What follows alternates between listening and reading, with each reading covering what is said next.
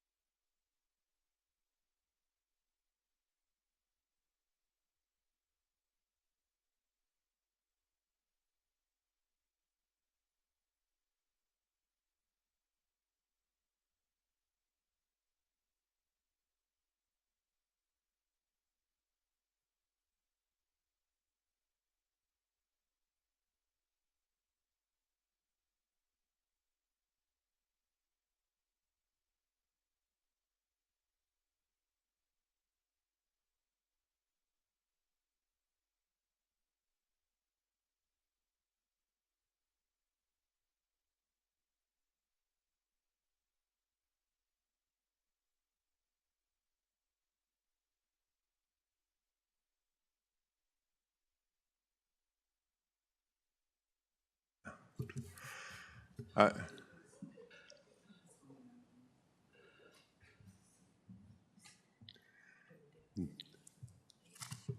Do I start or?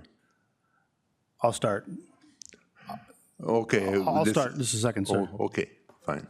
Okay, so it's now time's about 8:57. We're going to have a public comment part of our meeting here, which means you have the right to speak whatever you need to speak. We will not speak back. We'll just listen. Not our time to do any consulting or anything. We're just here to listen. So go ahead. Feel free. Give me your name, please. And My name is Roger Plombon. I live in St. Cloud. I have a cabin on Big Birch Lake on County Road 47. okay, thank you. Go ahead.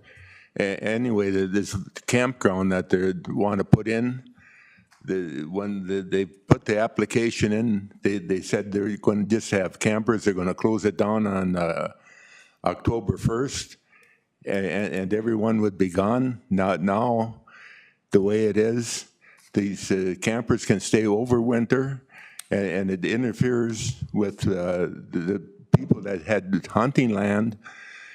They have to stay 500 feet according to the DNR. They said they clarified it, but the law is the law, and it can be enforced. If only the owner can hunt there, they can't have their brother, their kids, or anything else. But the law is the law, 500 feet from the house. Another thing, the traffic that comes in, there should be a turn lane put in because of the County Road 47 is not wide enough. They say they're just going to put signage up. That's not going to cut the mustard as far as I'm concerned. And there's also a water runoff problem that the board okayed to fill in a wetland down there. Now that we have water problems that are flooding my neighbors out. And nothing is being done about that either. And I think maybe your county engineer or something should go down there and look at the problem. And my wife can speak for herself now. Gloria Plombon. Hello. I'm also concerned about it's off the road setback, but they're putting their holding tanks right up on the roadside.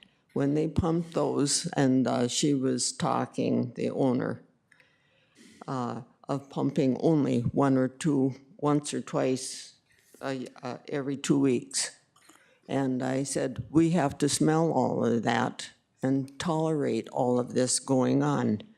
And I don't think it's an appropriate place. They have a Big Birch campground, which is very sufficient.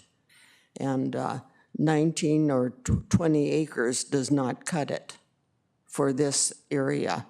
It's a dangerous road anyway, and they never changed it years ago when they could have, and it wasn't done. And we're still stuck with that narrow road. It's not safe to walk on. I used to walk on it. My son was knocked over on his bike, sprained his ankle. But it's just not a feasible place to put something like that, in my mind.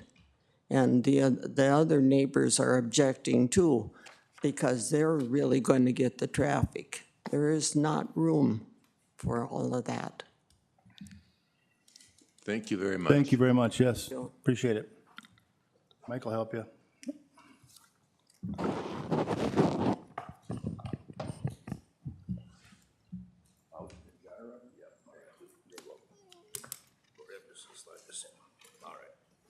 Okay, at this time, we're going to begin our regular Board of Commissioners meeting.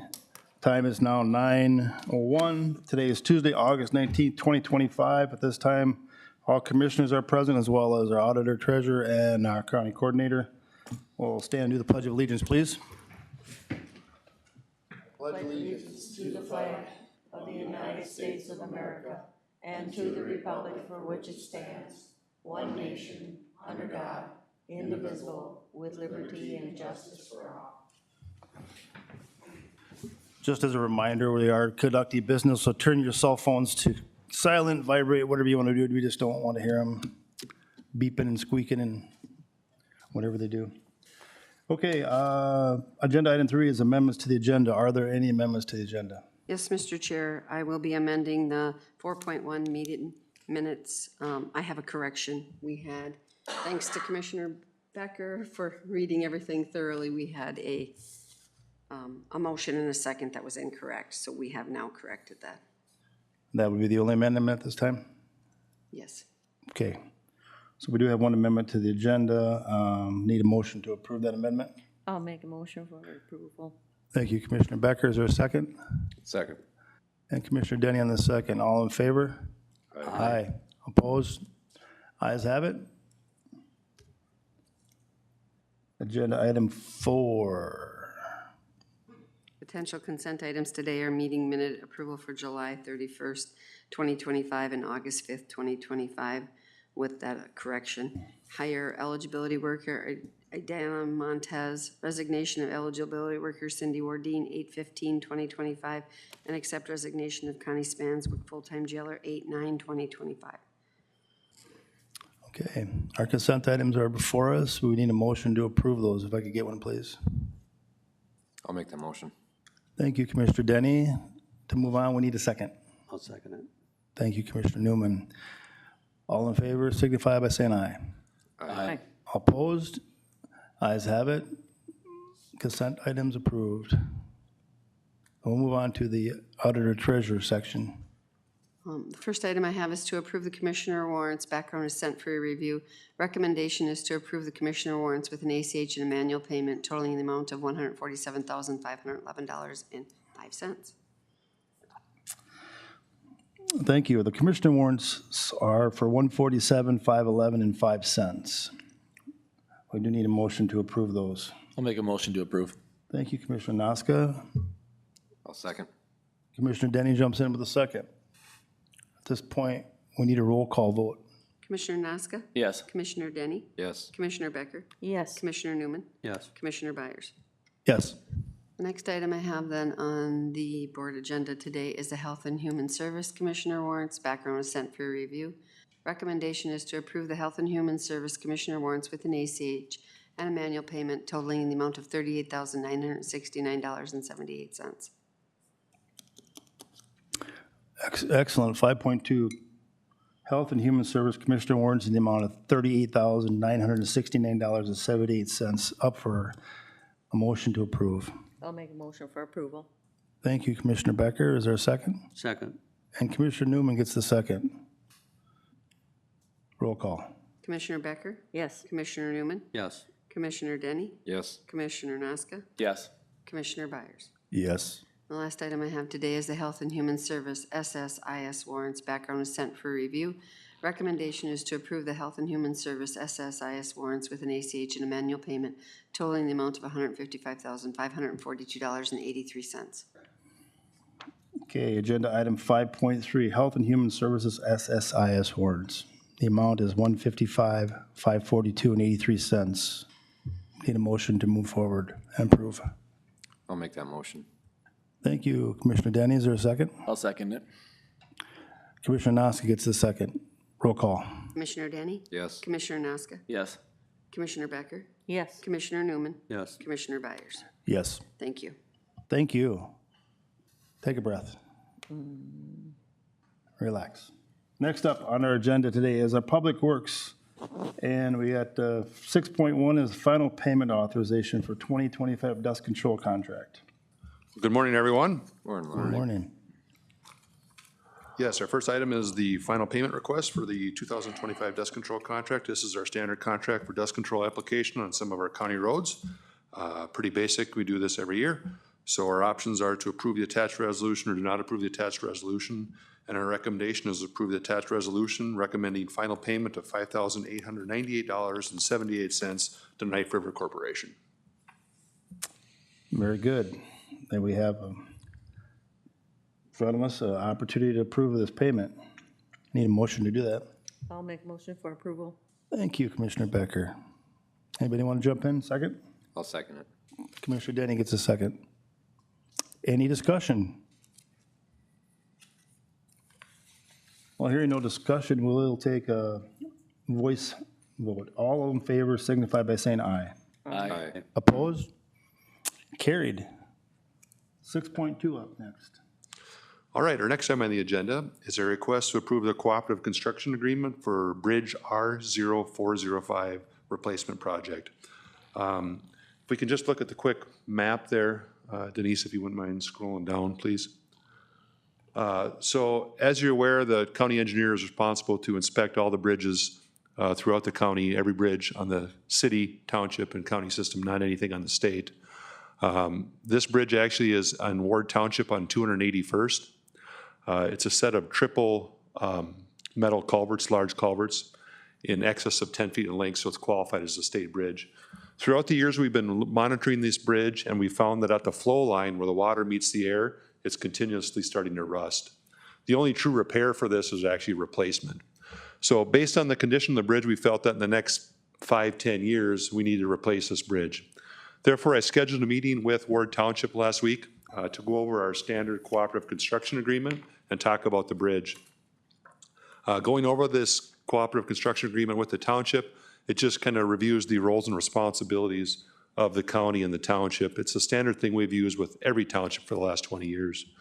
Talking with the township, they're very interested in moving forward with the replacement of this bridge, which using this system, we can go and access town road or town bridge replacement money, and we can help them deliver this project with the total cost to them of $10,000 for engineering and $10,000 for construction.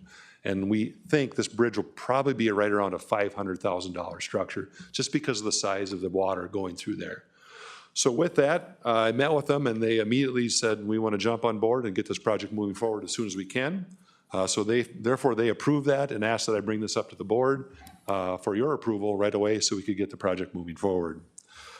So with that, our options are to approve the attached cooperative construction agreement with Ward Township for the replacement of this bridge, or do not approve it, and our recommendation to move forward with the approval of said cooperative construction agreement. All right. Sounds like a deal of the century for Ward Township. It's a great program we use with all of our local township partners. A $10,000 investment for a $500,000 asset, huh? Pretty much. Wow. And, we also need a motion to approve this. I'll motion to approve. Thank you. I'll Commissioner do a Denny. second. And Commissioner Becker got the second. Any discussion? Good. I'll take a voice vote. All in favor signify by saying aye. Aye. Opposed? Ayes have it. All right, thank you very much. Thanks, Lauren. Thanks, Lauren. Congratulations. Next up is our facilities and Mitch with the excavation of Annex 2 sewer. Good morning, everyone. I just have one item on the agenda here. The background is the Annex 2 main sewer line was found to be collapsed in the boulevard and part of the street. Excavation was needed to expose and fix the issue as well as remove the tar from the street. Chad Trudelsky Excavating did this emergency fix for a cost of $7,400. The options are to approve Chad Trudelsky Excavating for a cost of $7,400 for the Annex 2 excavation of the sewer line, or do not approve the request. The recommendation to the Todd County Board is to approve Chad Trudelsky for a total cost of $7,400 for the Annex 2 excavation of the sewer line. So a little background on this was, we found this to be collapsed. It was an emergency thing. We had to do it in the street.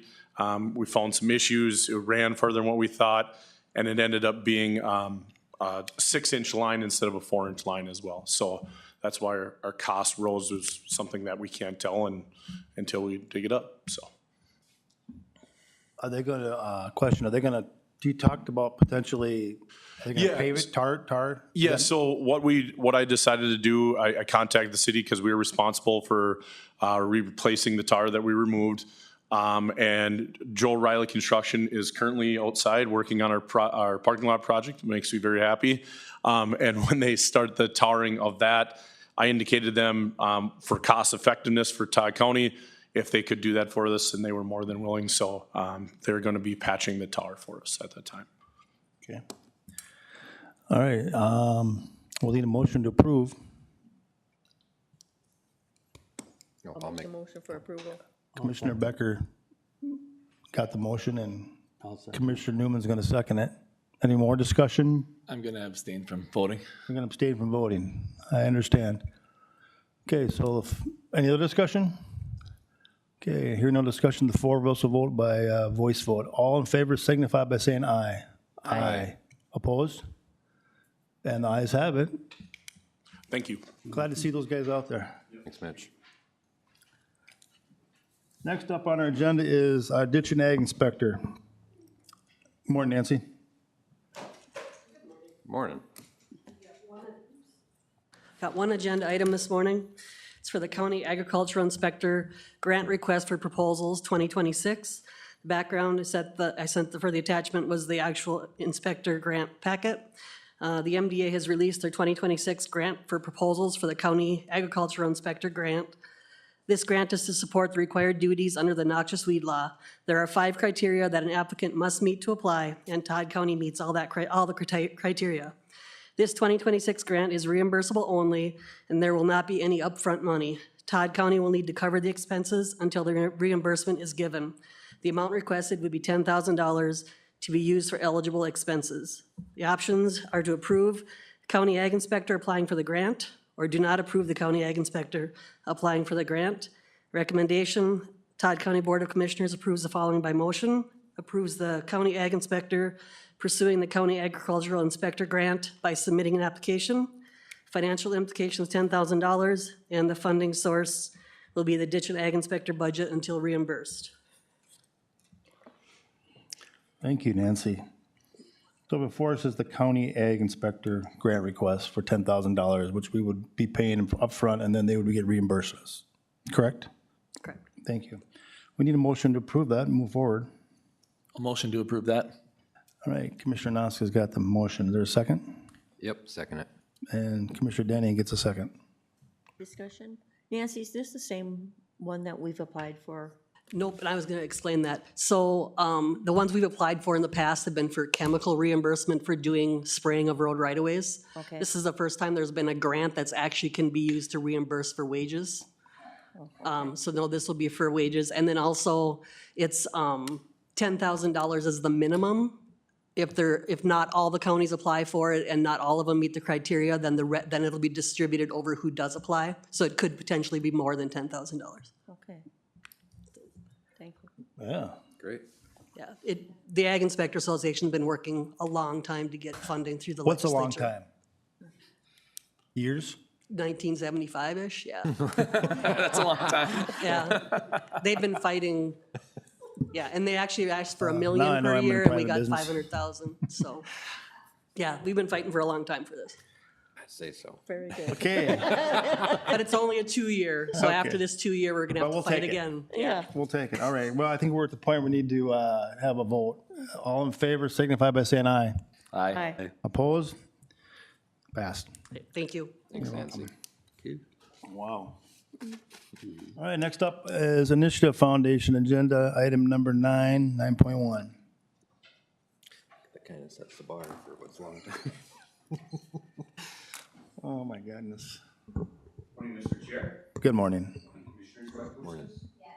Sorry, excuse me. Morning, everyone. Morning. Thanks for giving me a few minutes of your time. Just provide a quick update on the Initiative Foundation's activities and be happy to take any questions, and just want to give some updates on some current grant opportunities we have as well. You have the impact sheet for Todd County there, and I always like to start in that bottom right-hand corner of that first page. If you just scroll down a little farther, there it is, that economic impact section. Since 1986, here in Todd County, the Initiative Foundation's delivered those 673 grants for $3.6 million and 149 scholarships, 92,000. We continue to be a strong resource in terms of grants across all 14 counties we serve, but here in Todd County as well, we're happy to not only deploy our own grant dollars, but to serve as an intermediary for several other large national and regional foundations as well that are partnering with us to deliver even more grant dollars into the region. We're excited to see those partnerships emerging and kind of solidifying, although there's no guarantee that they'll continue, but we're happy to see those folks wanting to deploy more dollars here in central Minnesota, folks like the Otto Bremer Trust, Cargill, Target, US Bank, Wells Fargo, et cetera, these foundations that we're able to partner with. Just give a quick update on some grants that we have available or that will be coming available across the region. Just some programs. We continue working on access to affordable childcare, and we have grants that help us convene community stakeholders to explore childcare challenges and solutions across the region. Those grant rounds kind of come and go. We're kind of at the end of the year where a lot of our grant rounds are closed, but you can look for these to be reopening in 2026. But if we're looking to convene any community stakeholders around childcare, we do have a full-time program officer that would be happy to come over and help facilitate that as well. We have grants for energy efficiency and community resiliency planning. That grant round did also just close, but will be reopening in 2026. And these grants provide up to $15,000 to support innovative projects that advance clean energy adoption, improve infrastructure, and prepare communities for future energy challenges. So happy to see those projects able to move forward as well. And as always, we continue to have our own economic development grants that we deploy to support feasibility studies or other sorts of early stage projects or new strategies, again, addressing workforce, housing, all sorts of challenges across the region. Happy to deploy those as well. You can track those on our website or always reach out to our staff as well if you feel like you'd like to apply for one of those grants. And we also continue to offer our nonprofit capacity building grants as well across the region. All strong grant making programs that are continuing. We do continue to provide grants to city administrators for emergency preparedness, disaster preparedness, and disaster fundraising. And we did host just late last year a convening of city administrators in Morrison, Todd, and Wadena counties. We hosted it up in, I think we were in Browerville, and just spent a day with county emergency managers talking about how do you respond to disaster, what do you need, and how to contact us for emergency grants or fundraising assistance. It was a really great day. And also we have promise grants coming as well. I think I want to say the grants open September 15th, but you could always check our website. But these are through deed, and again, grants to for-profit businesses through the Promise program as well. So continuing on that grant making, we're happy to deploy those funds. It's always a strong resource for the region. And again, the next slide item under that economic impact section is the loans that we offer. We've partnered on 74 loans for $2.3 million in Todd County. Our revolving loan fund continues to be a strong resource for the region. We've built it and developed it over time, and just as a reminder, we almost always deploy our dollars as gap funding. We don't compete with banks or local institutions as a direct lender.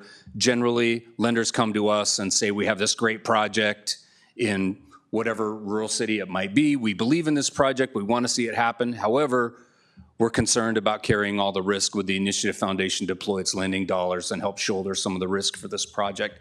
I would say if we deploy 10 loans across the region, just let's say on average, I would say no less than 4 of those would be projects that just wouldn't happen if we weren't willing to deploy our lending dollars and support that. And again, we do track the outside dollars that are leveraged because of those loans. That's about $10 million in Todd County. And we track how many jobs those loans create or retain. It's about 953 jobs since 1986 we've been able to keep here in the county. So excited about that. And also that last number there, we are also a community foundation. So we do host about 140 charitable funds, and you have 10 of those active here in Todd County. And those are folks just awarding grants and recommending grants to causes and organizations they believe in here in the county. I'd also just give a quick take on some recent numbers, because these are since 1986. In 2024, grant making in Todd County is 23 grants for $215,000. We're currently active on 5 loans. Here in Todd County, we've deployed about $680,000 in lending capital, leveraged about $1.1 million, and have created or retained about 64 jobs in 2024. We also continue to have our Nonprofit Academy program where we build capacity of nonprofit leadership. And here in Todd County, we've served 5 organizations and 7 nonprofit leaders in 2024. I would also say, I know Long Prairie specifically was part of our Main Street Economic Revitalization Grant Program. We've done several Enterprise Academy cohorts here, training entrepreneurs. We just hosted an engagement event with the chamber a few weeks ago, and we'll actually be back here, I think in 3 weeks on a Monday with our entire staff. We do an annual kind of engagement event where our staff goes out and sees some of the sites where we've done a lot of work. We'll be back here in Long Prairie touring businesses and doing a walking tour, and I think we'll actually extend an invitation to any of you that would like to join us for that afternoon. We'd love to have you with us. Again, we just believe we add a lot of value to the region. Back to that last number on that impact sheet, the ROI. One place we really add value is going outside the region and grabbing those grant dollars from those external funders, the federal government, DEED, et cetera, and bringing those in and putting those to work in the region. So for every dollar we've collected out of Todd County, we've returned $2.86. So happy to almost multiply those 3 times over in investment back into the county. And we appreciate your support. I always say we constantly leverage our list of donors, cities and counties that give individuals, businesses, when we're going out to those big funders to say, here's all this regional support we have for the work we do. Would you get on board and join all these folks and help us drive all this impact across the region? So appreciate your support in more ways than one, financial and just in your just support in general for our work. Be happy to take any questions. Thank you. Very good presentation. Commissioners, any questions? No, I'm just really happy to have the Initiative Foundation around. You know, it's nice to see the assistance that you offer us, and hopefully we can support you in any way we can as well. Yeah, always happy to work together. Mr. Chair, our support is like $7,500 a year? Correct. Okay. Excellent. Thank you for your time and presentation, and looking forward to working together in the future. Yep, thank you. Don't ever hesitate to reach out with any questions or concerns. Happy to work. Jackie, did you hear that? Don't ever hesitate. Jackie, yeah. No, Carl and I know each other, so we You know where the wallet is in his together pockets? quite often. All right, Sure, good. yeah. Thanks Make sure again. he's got a checkbook with him when he comes. Thank you. All right, next up is Great River Regional Library.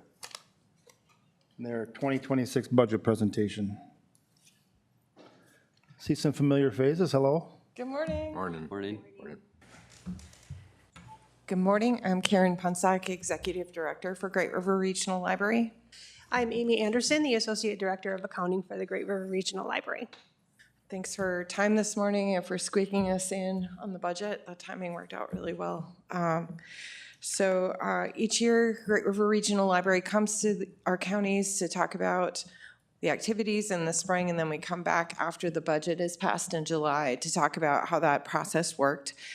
Commissioner Tim Denny is part of that process as the Todd County representative on the Great River Board, and we're happy to talk about the process in detail and just talk about also how the region works in general. We are a 6-county system with locations in 33 cities. One is a locker system in Sartell that's mostly funded by the city of Sartell.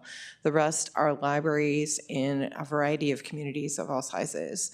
The 6-county system is formed with a joint powers agreement. So that agreement kind of lays out our budget process, and it means we have to have a budget set by August 1st every year based on the agreement. We also work really hard to make sure that the budget fits the needs of our counties as best we can within the formula. It's kind of weird because sometimes the budget will be flat and county budgets will still go up in relation to each other because it's based on a formula that is 1/3 net tax capacity, 1/3 borrower numbers, and 1/3 population. So net tax capacity was a major influencer in how the Todd County portion of the budget shaped up for 2026. In Todd County, we have 4 locations. You can see Eagle Bend, Great Eagle, Staples, and Long Prairie there.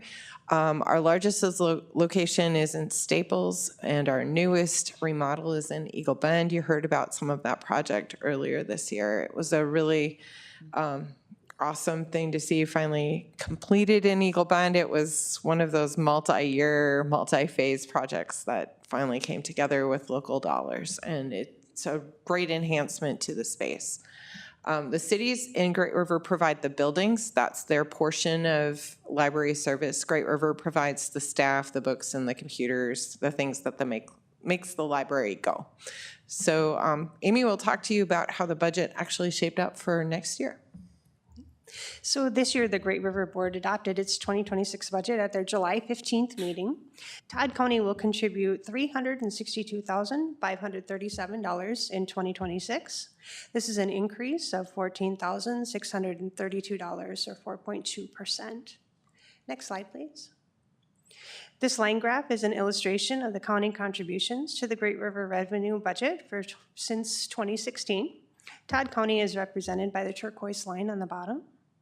All signatories in our joint powers agreement are experiencing an increased contribution share in 2026 as the library system works through a reserves use and spending recovery plan. Next slide, please. The library system's overall budget for 2026 is $10.57 million. This is essentially a flat budget, increasing by 0.42% from 2025. In 2026, the budget includes $139.9 thousand of reserves and $350,000 of operating surplus rollover from the 2024 budget. This is a combined amount of just under $490,000. Last year, this amount was $623,000. This is the impact of that spending and recovery plan. It is reducing the amount of reserves used within the revenue budget across budget years, and we anticipate that this plan will end with the 2029 annual budget as it is passed right now. Next slide, please. This pie chart breaks down the library system's 2026 revenue budget by funding source. County contributions will make up 72.27% of our annual budget next year. The 2026 budget continues to support the popular Wi-Fi to Go program, which are those hotspots available for patrons to check out for a 1 or 3 week time period, and the popular summer, winter, and reading challenges, which had over 16,000 participants last year. Next slide, please. The organization's expense categories are illustrated here. Our budget process begins by estimating expenses to maintain current services at the same or status quo level. This means we work diligently to find new cost savings on a continuing basis. To illustrate the efficiencies of having streamlined operations across the library system, per capita spending for library services is broken down on this slide.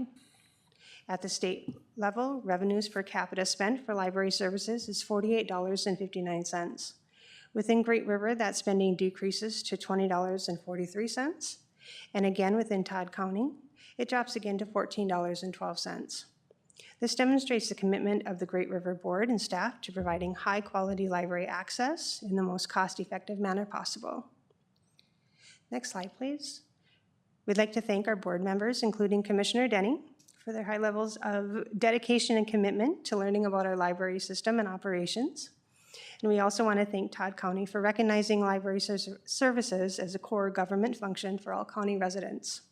We appreciate your continued support of our library system and its services, and we're happy to answer any questions that you may have. Thank you. Very nice presentation. Any comments or questions to our guest today? If I could, usage of the library.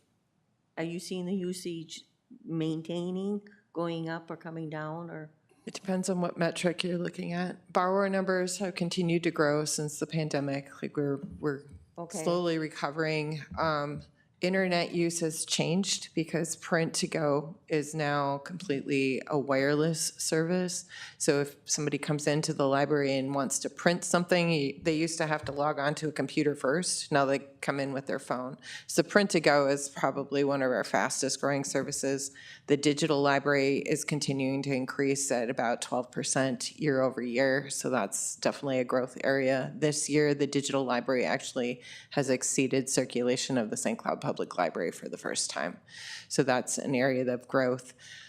Juvenile materials continue to increase. So that part of the collection is really working hard. On the flip side, depending on where you're at, and I would say Todd County is probably an exception just off the top of my head. DVDs and like audio CDs, that part of the collection circulation is going down because everything's going to streaming. But out here, we definitely see DVDs as a stronger part of the collection because broadband here is still a challenge. So lots of ways people are using the library. Thank you. Okay, good question. Any other comments or questions? I just have a comment. In the last couple of years, Todd County was able to, I mean, do you want to pull that slide up where we show our budget for the last 24 and 25? I know it's an increase this year, but the last 2 years we haven't had right there. We've gone down for 2 years. Mm-hmm. Yeah, like I said, a lot of work on the finance committee part. Do appreciate all that and keeping us I don't know, modest. So I obviously see there's an increase this year, but it's, if you balance it over the past 3 years, it's. Yeah, and if you look from 2016, it's not that far off. It's pretty It has. Yeah. good resource management. They do a great job. Like I said, they all do a great job down there, and appreciate all their efforts because it's a constant battle. Yeah, it's hard when 80% of the budget is personnel. Right. And, you know, we've got 2 unions, so contracts will be coming up at the end of the year. We're doing a lot of guesswork when we're putting this budget together. Mm-hmm. Remember implementation costs. No, everything was great. Everything, thank you very much. We appreciate you being in the county. Yeah, thank you. Take care. Thank you. All right. We are to the point where we'll have our sheriff come up for his request to purchase radio systems from Motorola. Agenda item 11.1 for those at home playing along. Good morning, Commissioners. Good morning, Mike.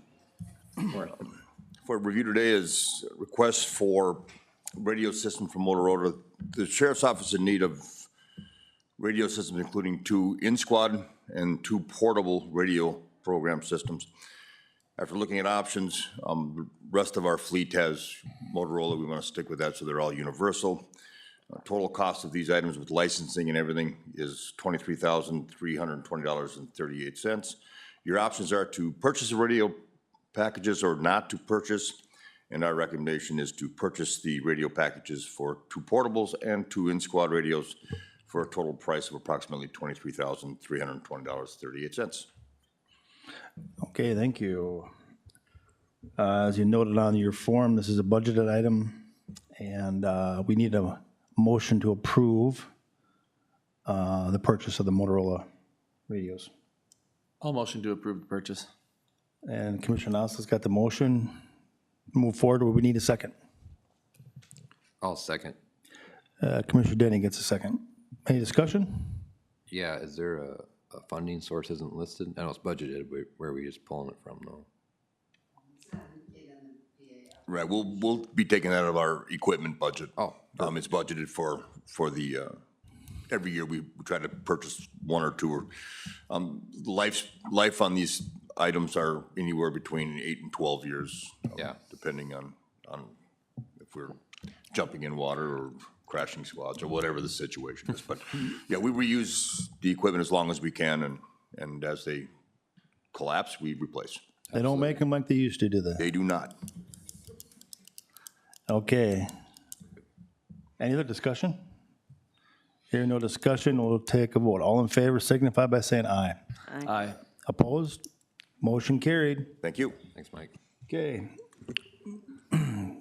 Next up is agenda item 12, planning and zoning, and they have brought us a pile of files to look through. Here we go.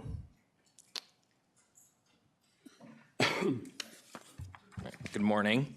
Morning, Adam. Morning. First item is the Schmea and Wiener request for rezoning. If you recall, this was tabled from a while back to get it to the Airport Commission, so we have done that, but I'll read the background here.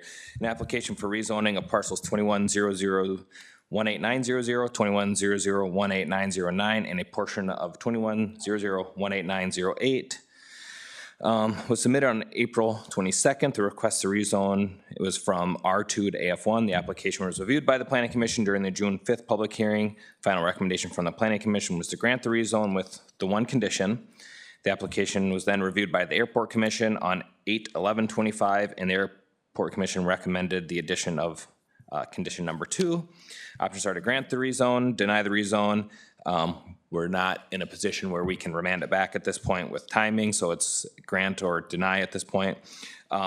Recommendation would be to adopt the findings of the Planning Commission and grant the rezoning on the identified parcels from R2 to AF1 with the following conditions.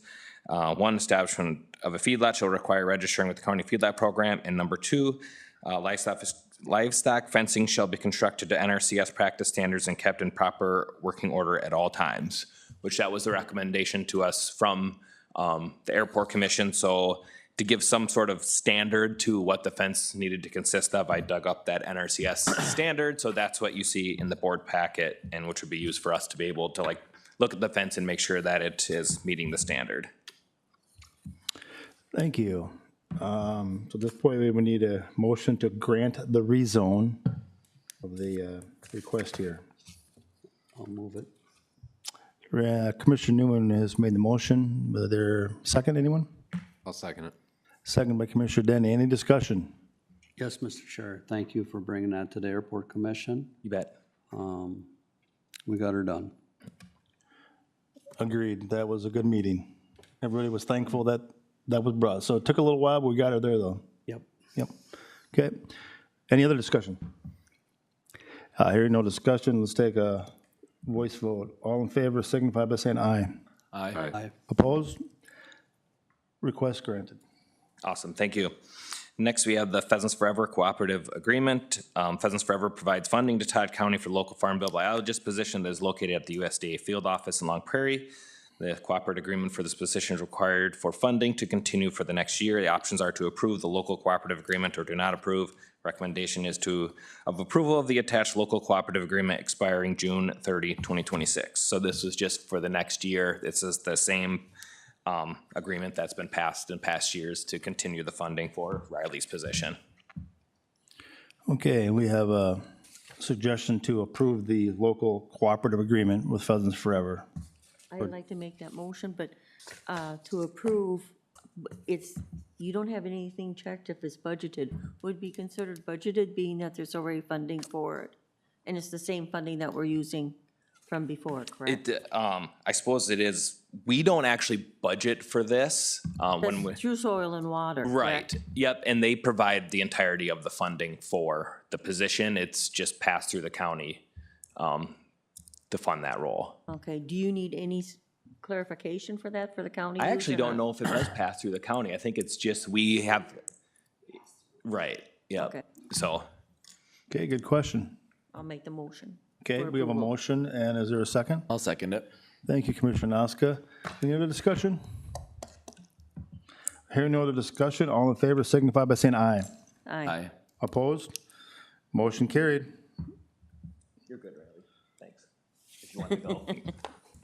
We didn't know if there'd be any questions for Riley, so we had her come up here. Okay, next is the Vols request for CUP, an application for CUP to establish a 17-site seasonal campground with a 40 by 40 office building on parcel 11-00-27400 in Gray Eagle Township. Was submitted April 7th. Application was reviewed by the Planning Commission during the May, June, and August public hearings. The final recommendation from the Planning Commission was to grant the CUP with the conditions below. I'm sorry, to grant the CUP with the conditions below, develop findings to deny the CUP, or remand it back to the Planning Commission for further consideration. Recommendation from the Planning Commission was to adopt the findings of the Planning Commission and grant the CUP with the conditions below. 1, that all campsites shall be provided with connection to a compliant septic system. 2, establishment of the approved septic system prior to the start of operation. 3, establishment of a 911 address number and placement of a physical sign for emergency services. 4, applicant shall obtain a construction stormwater permit prior to the start of construction on the campground. 5, grading of the land and construction of the central office facility shall be conducted in a fashion that directs stormwater away from the public roadway. 6, the campground shall be limited to seasonal operation. Campground is restricted to opening no earlier than May 15th and closing for the season no later than September 30th. 7, campground shall maintain no less than 50% common open space. 8, applicant shall work with the Soil and Water Conservation District to establish a stormwater management plan for the entire site. 9, no RV unit or park model shall exceed a total of 400 square feet measured at its largest horizontal projection. 10, installation of a traffic warning sign to the south of the campground entrance. Signage shall be installed by Todd County and reimbursed to the county by the landowner.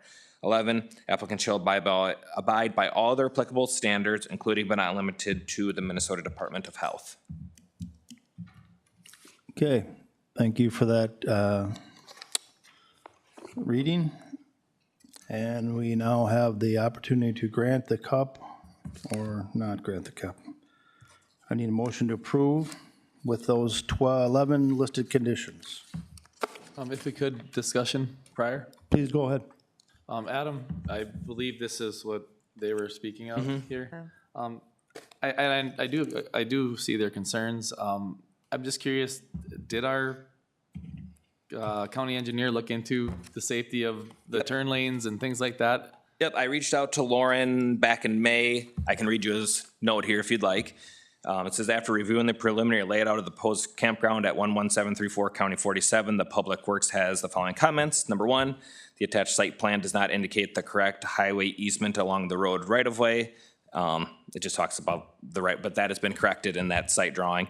2, the establishment of the proposed campground does not provide adequate site distance to the south for traffic leaving and entering the campground, especially if a majority of the traffic is pulling campers. Therefore, the requirement of installing some type of traffic warning sign to the south of the entrance should be considered. Installation should be completed by the county but reimbursed by the campground owner. Number 3, in general, the construction and operation of the campground will not affect the function and level of service of County Road 47, as the additional traffic that the campground creates will not be noticed to the existing higher traffic volumes on County 47. That was from Lauren. No, yeah, thank you. Another concern they had was the hunting part of it. And I know you guys addressed that, I believe you did, but if we could read that into record here. Had a conversation and some email correspondence with the conservation officer that serves that area. So I sent the question to him and he actually forwarded it to the DNR's legal staff and got a response back. And I'll read a portion of it here. It says, yes, in my opinion, a camper is a building occupied by a human. It references some statutes there, and that a 500-foot setback would apply because there's that 500-foot setback of discharge of firearms to an occupied structure.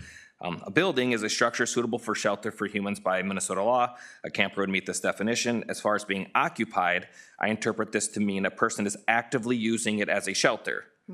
It would actively be rented out or routinely used for human shelter on a regular basis. So if these campers are going to be used for human shelter on a regular basis, they would fall within meeting the statute of its requirements in subdivision 7. So just to clarify back to him, so basically a camper is an occupied structure if the camper is left on site, but if it's vacated in the fall and winter, it is then not meeting the definition of an occupied structure, and he said I read it that way as well. So the 500-foot setback of that discharge of firearms, if it's not actively being occupied, then does not apply, even if the camper is physically still on the site. The second component that Caleb stressed to me is that that 500-foot setback does not apply to the landowner. That landowner that owns neighboring property doesn't have to abide by that. It would be if myself got permission to hunt on that neighboring land, I then apply by that 500-foot discharge of firearms setback. Landowner but and the immediate landowner does not. And immediate family, like the landowner's children. Yep, and I asked that question, and he said it would be really tough for an attorney to enforce that. So if you had grandkids or children that hunted on your land, then that 500-foot would be very difficult for them to enforce. And now, does this September 30th date fit that, though? I mean, I'm looking at waterfowl hunting and things like that, because I know the duck hunting season may open the 22nd sometimes of September. I don't know the exact timelines on that. I mean, is that something we need to look into changing that date as to be a little sooner? Maybe September 15th rather than the 30th. So that just aligns with the campground rules that they had submitted, and we reviewed that in the meeting, and there was no vocal opposition to those dates up there. But outside of that, I guess I don't have any additional comments to that. So, I mean, September 30th is. I mean, on that point, I look at it a couple ways. Yes, the season's open. How many other campsites do we have that are? Right. Rainbow Lodge is on Sauk Lake, okay? Right. There's other resorts. And public waters don't apply to that. So and the other thing 500 is, feet doesn't matter. We have a potential business owner here who you're going to say, like, okay, Bob, I can't have him run my printing shop from whatever to whatever. As long as I follow the rules. I mean, if I follow the rules, I follow the rules. Right. Okay. Open to more discussion. Okay. You mentioned wetlands, and I don't, is there wetlands there, and have the wetlands been? Yeah, Cason's looked at that, I believe, and they are identified in the drawing, which I don't think I actually have that on me here. But they are basically keeping the road away from them, and kind of the shape of the campground follows the fringe of those wetlands to keep them out of the wetland areas. So I was at the planning and zoning meeting when this happened last week, week before, last week maybe? It would have, yeah, not last Thursday, the one prior. And listened to it, it was, they came up with the square foot measurement because they wanted to make sure this wasn't like a mobile home park or, I think that was the right. Yeah, because they had, this is identified as a planned unit development in our ordinance. So there are density standards based on square footage. And so they did all their calculations based on a 400 square foot measurement because that's what our ordinance identifies as a camper. Well, then they started talking park models. Well, park model in our ordinance is identified as a residential structure. So just to make sure they weren't just automatically exceeding the density calculations, we restricted both the RVs and the park models to no greater than 400 square feet so that the density calculation still made sense. And the applicants were agreeable to that because that's a pretty good sized park model. Yeah. And the other, I think I heard something about septic, which we got in here, and I heard about the water flow. I think we determined the water flow starts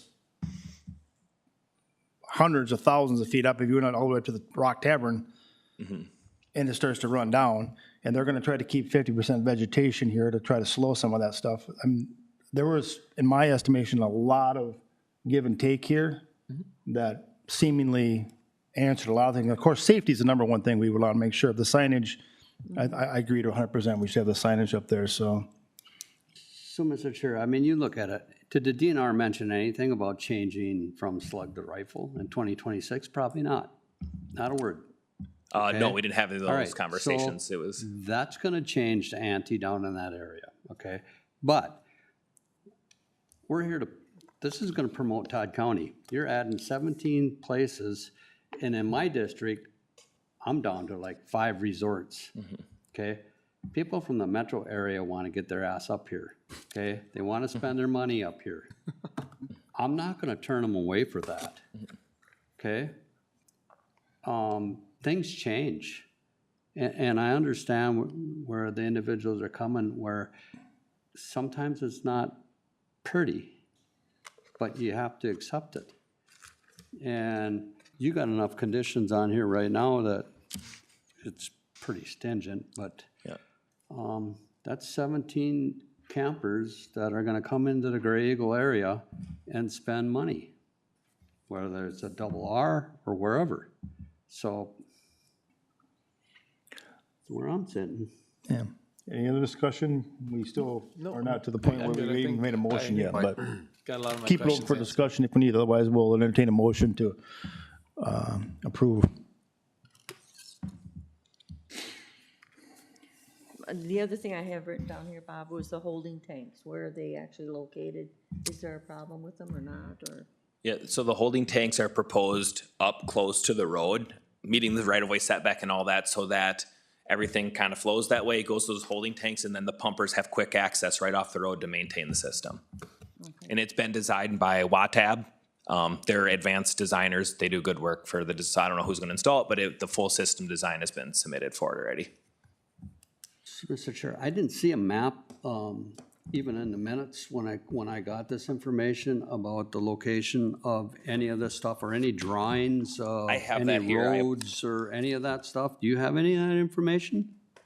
I should have one here. David, I think was. Yeah.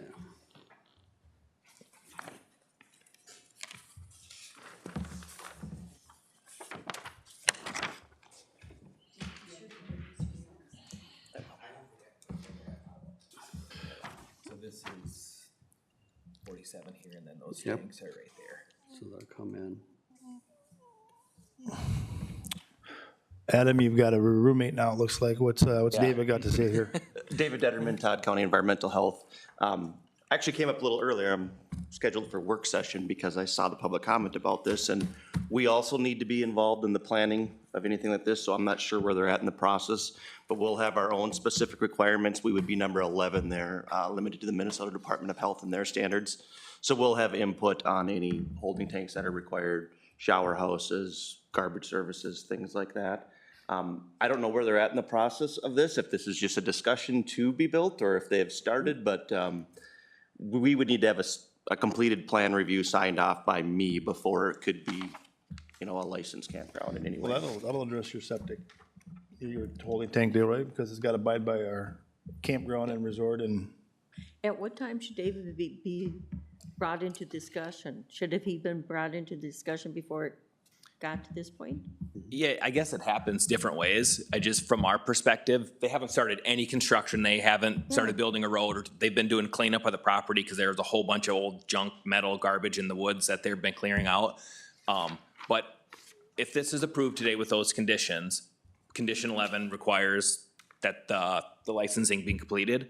So we wouldn't actually record the CUP, nor would we issue any of the permits that they may need until we get verification that that stuff is completed.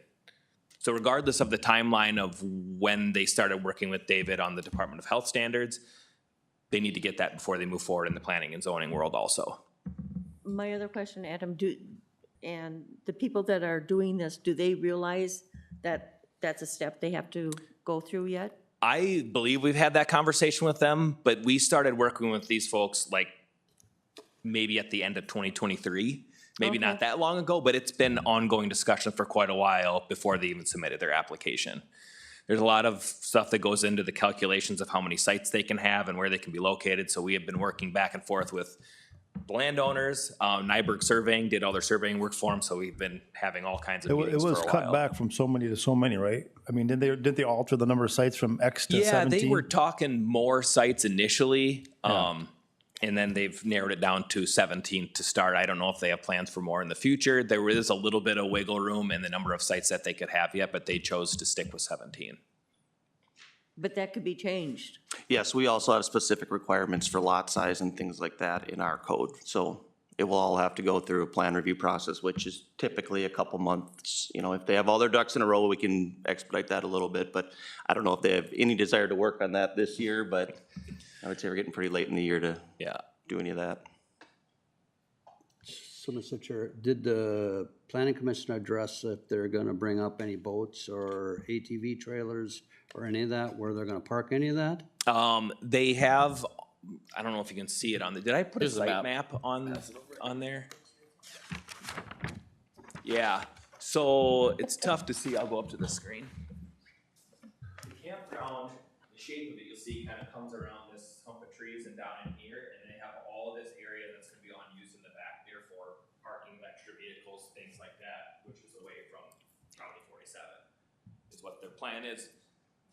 There was no specific conversations about storage of specific items, but that's what their intention is the excess parking space would be way in the back there.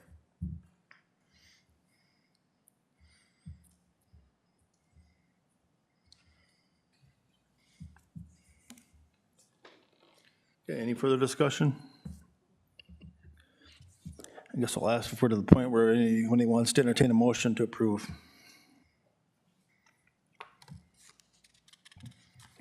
I'll make the motion to approve with those 11 conditions. Motion made by Commissioner Denny. Is there a second? I'll second it. Second by Commissioner Newman. I will ask for any further discussion. Okay, further discussion is closed. At this point, we'll take a vote by voice. All in favor, signify by saying aye. Aye. Opposed? Motion carried. Thank you. Agenda item 12.4 is the Marone request for cup. Marone, did I say that right? Marone, yes. Thank you, Marone. Okay, yes, this is the Marone request for CUP. This is an application for CUP to establish an indoor horse riding arena with 4 campsites on parcel 12-00302-00 in Hartford Township. This was submitted on May 9th, 2025. The application was reviewed by the Planning Commission during the May, June, July, and August public hearings. Final recommendation from the Planning Commission was to grant the CUP with the conditions below. Options are to grant the CUP, with the conditions or develop findings to deny the CUP. We are at the end of our timeline here for making a decision, so remanding it back to the planning commission would not work without the applicant agreeing to it. So with that, the recommendation is to adopt the findings of the planning commission and grant the CUP with the conditions below. 1, the campsites shall be limited to 4. Additional campsites shall require the review of the planning commission. 2, there should be no parking within the road right-of-way. 3, there should be no loading or unloading of animals or supplies within the road right-of-way. 4, bathroom facilities and storm shelters shall be provided for all campsite attendees. 5, garbage disposal shall be provided on the site. 6, no recreational vehicle, including an RV, UTV, ATV, livestock trailer, towing vehicle, or similar items not titled to the CUP applicant, whether occupied or unoccupied, may be situated on the property permitted under the CUP for more than 16 nights out of a calendar month. A night being defined as being on-site anytime between 11 p.m. and 5 a.m. 7, the applicant shall obtain a stormwater pollution and prevention plan for 1 acre or more of disturbance of the site. 8, establishment of the driveway shall be approved by the local township board. 9, upon sale of either property identified in the CUP, the county shall conduct a review to verify compliance. 10, applicants shall abide by all other applicable federal, state, and local standards. And 11, the review shall be conducted of the CUP after 2 years of operation. Okay, we have the Marone request for CUP. Mr.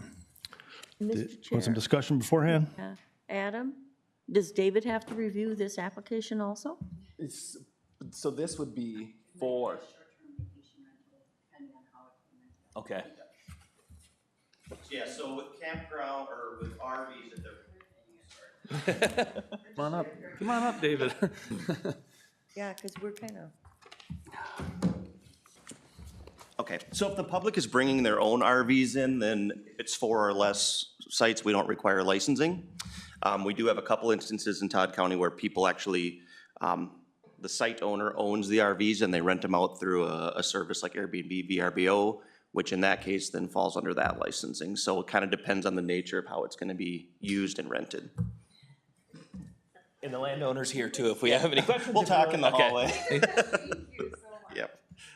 Okay, and should that conversation be held before it gets to this point? That's what my question was on the last one and on this one also. Adam and I have been in conversations recently about how we can kind of streamline the process between our two departments. There's a lot of questions often, we're held up by the CUP thing on their end, and I think that definitely goes both ways. So we're discussing it because, yeah, it would be nice if we were both involved right away. If nothing else, just for the individuals applying for licensures or CUPs to They're aware streamline that it. they have to work through both Yes. areas. Yep. I think that's. It's confusing for us, so I can't imagine what it's like for the public, so we're working on it. And you did go over there. Yeah, okay. Yeah, because we mentioned that. I remember specifically talking with Jody about there are additional requirements. So there were some preliminary conversations, but I suppose they were, 4 or 5 months ago that happened though. I will say that this was obviously at the last meeting also. The previous request from the Vols and this request were heavily attended by neighbors. And in my estimation, I haven't quite ever seen it work this way, but everybody worked through everything with, the neighbors' requests for different things and the landowners agreeing to them. And, I think it's, there's a lot of conditions on this one also, a lot. So, Mr. Chair, my question is on both these, where's the township? I didn't see any documentation where Hartford Township said, yeah, we're all in favor, or Graygle Township said, yeah, we're all in favor. Actually, there is. The Jody attended the township meeting back in April. Okay. Before the application was submitted to us. And then that is a township line road, so I forget what the neighboring town. Little Elk actually maintains that road, but she's located in Hartford, so she's actually worked with both townships on the placement of her driveways, culverts, all that sort of stuff. They've worked through that process. Okay. And again, Mr. Chair, this is another individual that wants to bring people into Todd County to enjoy our county. And, Yeah, the big thing, I think that potential, neighbors were, they just don't want it to become a 4-unit encampment where people are getting by, they're paying month to month to rent it out and whatnot, like, it's not a rental, it's not a housing rental place. It's for bringing the horses, and she's not boarding horses. It's a getaway weekend for them and their families too. Whether it be therapy, whether it be enjoyment, whether it be recreation, you name it. Maybe Jody, right? Yes. Maybe she's a, I just put the campsites in there just in case, because my neighbors turned me in for everything. So just in case someone did spend the night, I didn't want to get it turned in. The main focus of the whole arena is for riding. I'm gonna go home today and hope people come and ride and enjoy the arena. Chances they're gonna stay, probably not. yeah. My point's gonna be, we got more restrictions on this than I have VRBOs on Lake Osakis. I could, yeah, these are, and the other point is, right, Commissioner Newman, is the more restrictions, the more enforcement there's gonna have to be. So, just make sure we all understand what we're doing here. Okay. Okay. Yes? Commissioner Byers, is it possible when we have things that come up like this in the recommendations that they work through sanitarian? Is that part of the recommendation? We're gonna have to do that. Of course, we would hope that every department head resource has been exhausted. And I think there has been some discussion on this one, but. Yeah, and we put that condition like number 10 in there, so Yeah, it's kind of a catch-all. abide by all. But in situations like this, we can do like we did on the last one, and we can even edit this now just to call out those Minnesota Department of Health standards specifically. One more comment. Adam, I think you guys hand out a checklist to the people applying for CUPs, correct? A checklist of. Like, here's what you're required to have or anything like that? Do they get a general form? We don't have a specific checklist because the They're things all that different. people are Yeah, requesting is right. different from Okay, one to the okay. next. I was just gonna say if there's Yeah. somewhere there, we could just That they're to give her aware. that information right away, so she, or anyone in the situation. Sure. But we can edit number 10 to read something like the applicant shall abide by all their applicable federal, state, and local standards, including but not limited to the Minnesota Department of Health. It is, local standards are Minnesota Department of Health. If you think you need to change it, that's fine, but I don't see how you. Yeah. I mean, local standards. Yeah. we just involve all the right departments as soon as possible, and we're all good. So. I'm comfortable with that. I mean, if, again, like Randy said, do we need to get the local churches okay now? Do we need to get the school districts okay? Do we gotta get Mike's okay? We got it in there, in my opinion. Okay, any other further discussion? We're good. Okay, I don't hear any other discussion. I need a motion to approve. I'll make that motion to approve. Thank you, Commissioner Denny. Motion to approve is given to Commissioner Denny. Is there a second? I'll second it. Commissioner Noska wins the second. Any more discussion? Okay, hearing no discussion, all in favor signify by saying aye. Aye. Opposed? Motion carried. Thank you. You're welcome. Good luck. Get them. 12.5, Great River Energy request for comment. Okay, an application for CUP to rebuild an existing electric transmission line and substation on parcels 0700 39200 and 0700 39201, both in Eagle Valley Township, was submitted on July 11th. The application was reviewed by the Planning Commission during the August public hearing. Final recommendation from the Planning Commission was to grant the CUP with the condition below. Options are to grant the CUP with this condition, develop findings to deny the CUP, or remand it back to the Planning Commission. Recommendation is to adopt the findings of the Planning Commission and grant the CUP with the condition below. Just one condition, that the applicant abide by all their applicable federal, state, and local standards. And in theory, we're taking a power line down and burying it, right? Yep, taking the existing one down, it's gonna be, have more capacity for that area, so it'll look a little different. More kilowatts or gigawatts or megawatts or whatever Yeah, it is. KV, whatever that stands for. You know So, what KV is, don't and so then it will rise above our CUP standard. This has gone through environmental review already. There was 2 different notices mailed to the neighborhood because of that environmental review, and then our county CUP process, and everything checks out on it to this point. Thank you. We need to entertain a motion to approve. Motion to approve. Commissioner Noska wins that one. How about second? I'll second. Thank you, Commissioner Becker. Any discussion? Hearing no discussion, we'll take a vote. All in favor signify by aye. Aye. Opposed? Motion carried. 12.6 is the Danielson request for CUP. Okay, an application for CUP to establish a salvage yard on parcel 03-0004-000 in Birchdale Township was submitted on July 10th.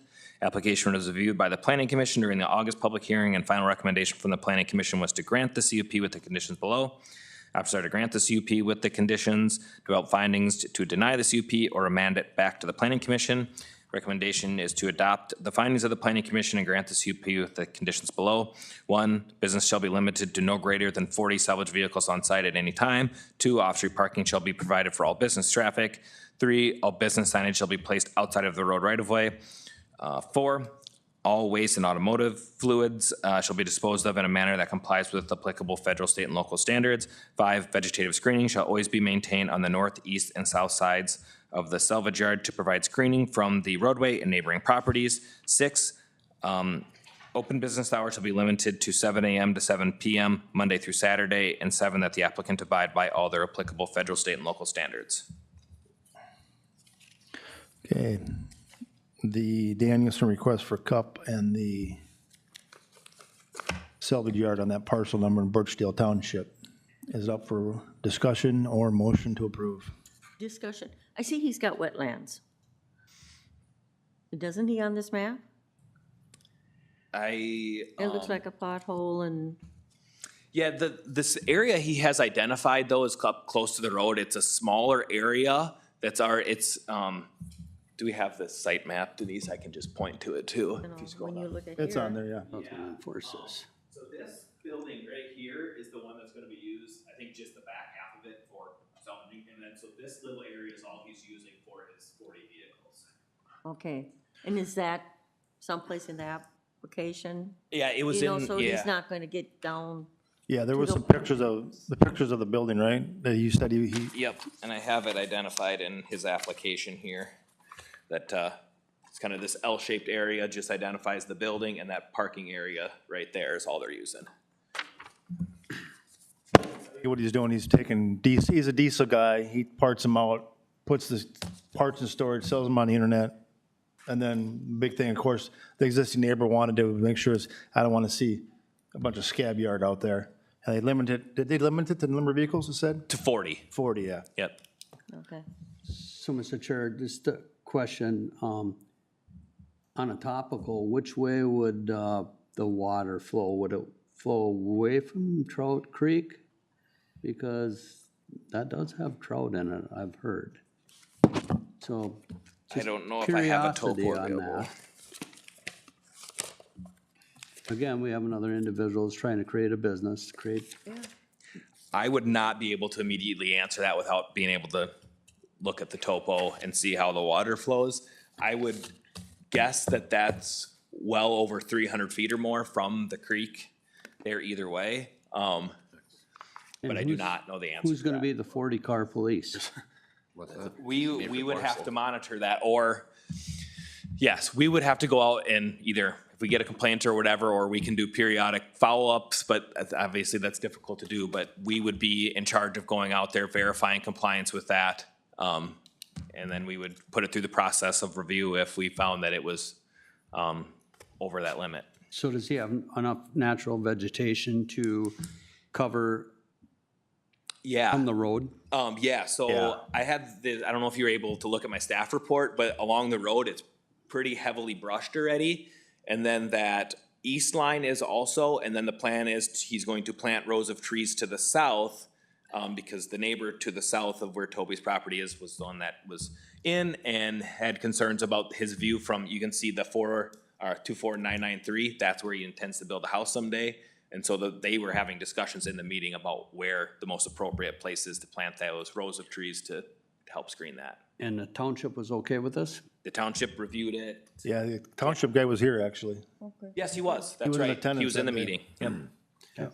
And the neighbor, the 24993 was specific that he's gonna potentially build a house there, you know, I don't know if that's tomorrow or 100 years from now. Right. But he wanted that south line screened, and they agreed. And that's where the wetlands is too, so that's a good idea. That topography map, it slopes back towards the road. Okay. the highest points, but right behind the buildings, and it goes right back towards the road, so, not towards it, yep. Keep an eye on it. The area he wants anyways goes back that way.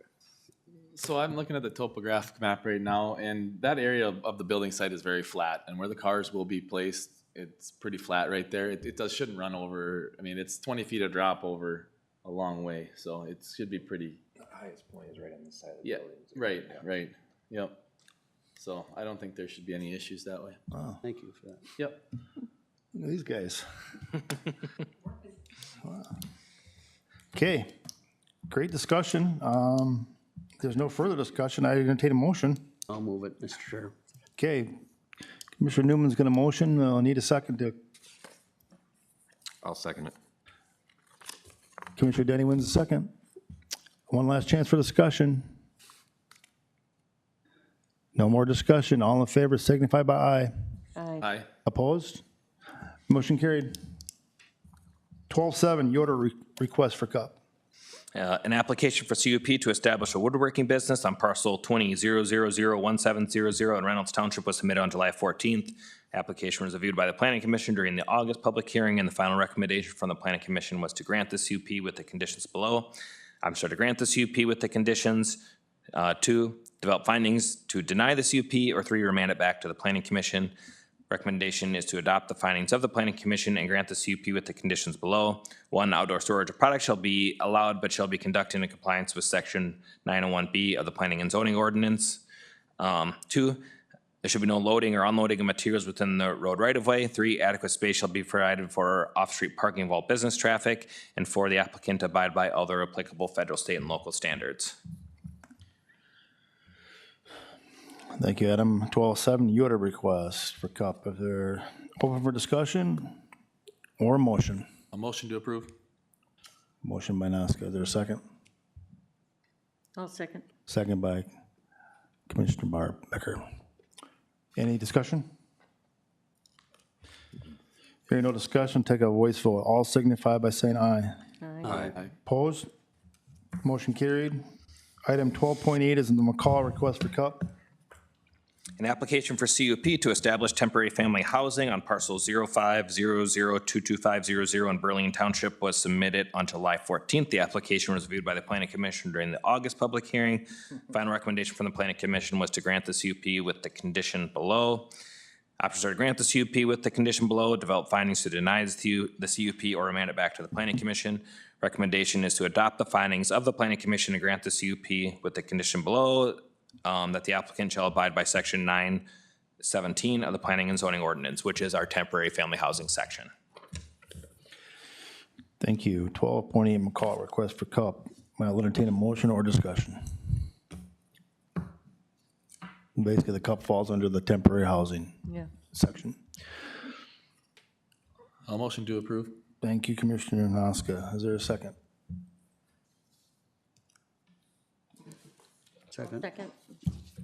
Thank you, Commissioner Becker on the second. Any more discussion? Hearing no discussion, all in favor signify by saying aye. Aye. Opposed? Carried. 12.9, Hirschberger request for CUP.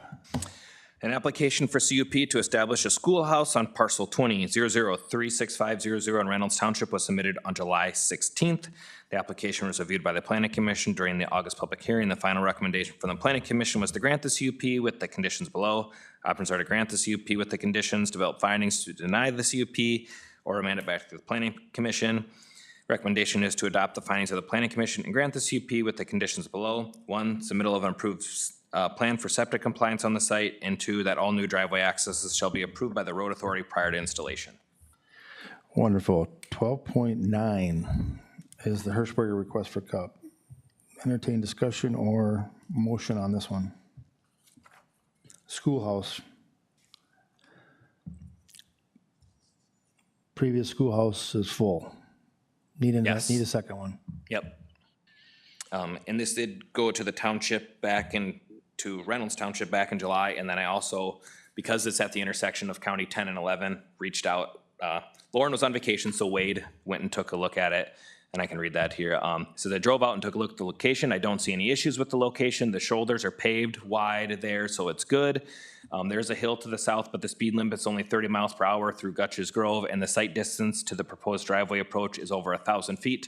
From the crest of the hill looking north, which is plenty of distance, traffic will be braking for the stop sign at County Highway 10 anyways. Even if traffic were going faster, the signed speed coming, even if the traffic were going faster than the signed speed coming over the hill, our only requirement would be that they complete a driveway permit application for their entrance. My understanding from Nancy is that in our office is that they've already been in to get the application for this, and we need to review this and evaluate the staked location for culvert size, et cetera, once it's submitted. Okay, so we got, Mr. Chair. Yep. Adam, which direction? Is the driveway coming off County Road 10 or County Road 11? 11's the one that runs north and south, right? Yep, so it's coming off 11 just to the south of 10.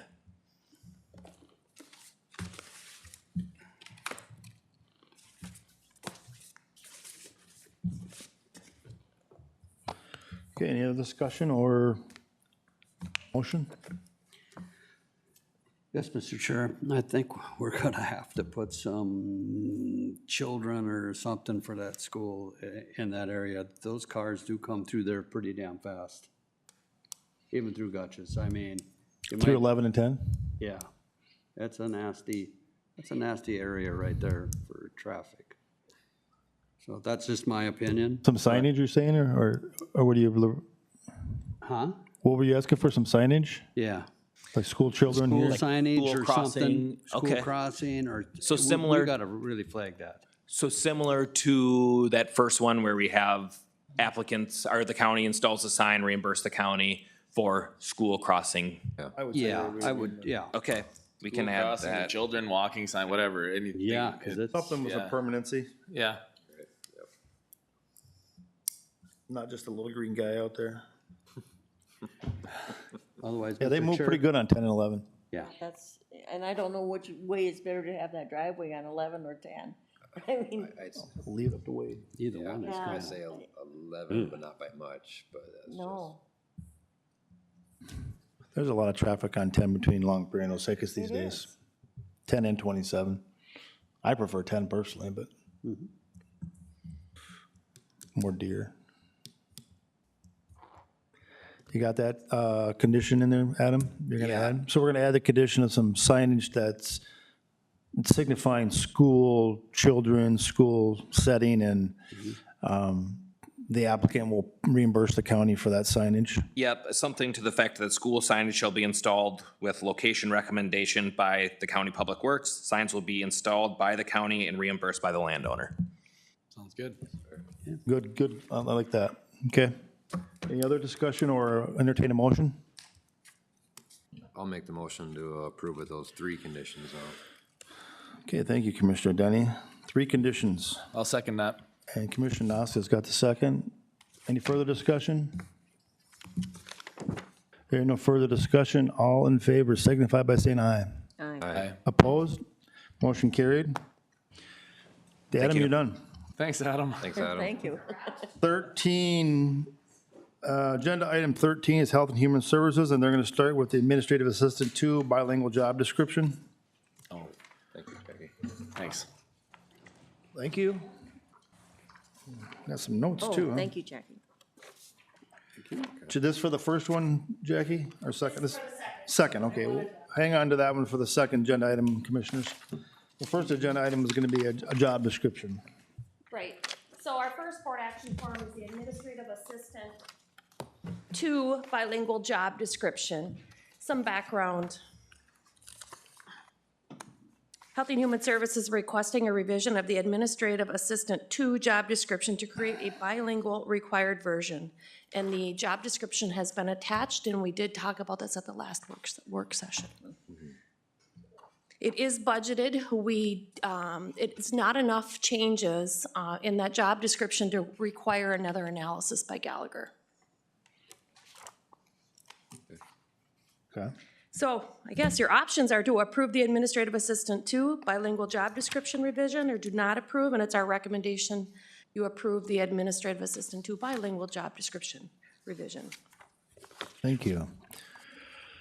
Well, Commissioners, we have an option to discuss or approve the motion to job description bilingual, admin assistant number 2. Obviously, we spoke about this in personnel and agreed with that change, so.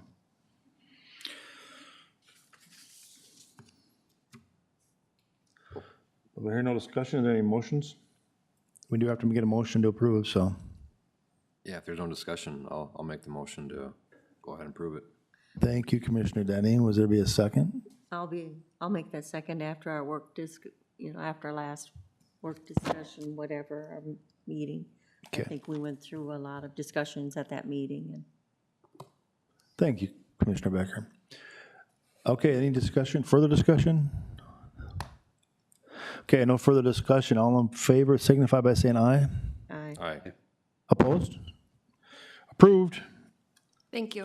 Okay, 13.2, we got a chart to look at while we. Yes, so I handed that out. So our next board action form is the revised Health and Human Services Organizational Structure Administrative Assistant 2 position. So basically, with the revision that was just approved by you all, we have an updated org chart that I presented in front of you.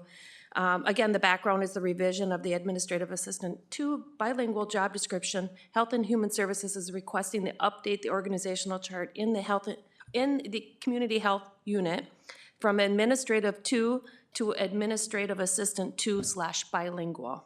Your options are to approve the Administrative Assistant 2 bilingual to the Health and Human Services organizational chart, or to not approve. It's our recommendation you approve the Administrative Assistant 2 bilingual to the Health and Human Services organizational chart. My plan is to bring forth the organizational chart in the next upcoming weeks. I see that we do not have, I asked Chris Katsubi to print off the chart that she had here for you all, that she holds up in HR. The eligibility worker, long-term care temporary position is still listed, even though that position was eliminated. Or we had the resignation. I don't think I formally came to eliminate that. So I can do that in the next few weeks with some of the changes that we may be anticipating. Very good. And you're gonna see all the way to the right, under Catherine's unit with community health. I put revised next to it just to show you which position has been revised. The one we just worked Yeah, on. Yep. right.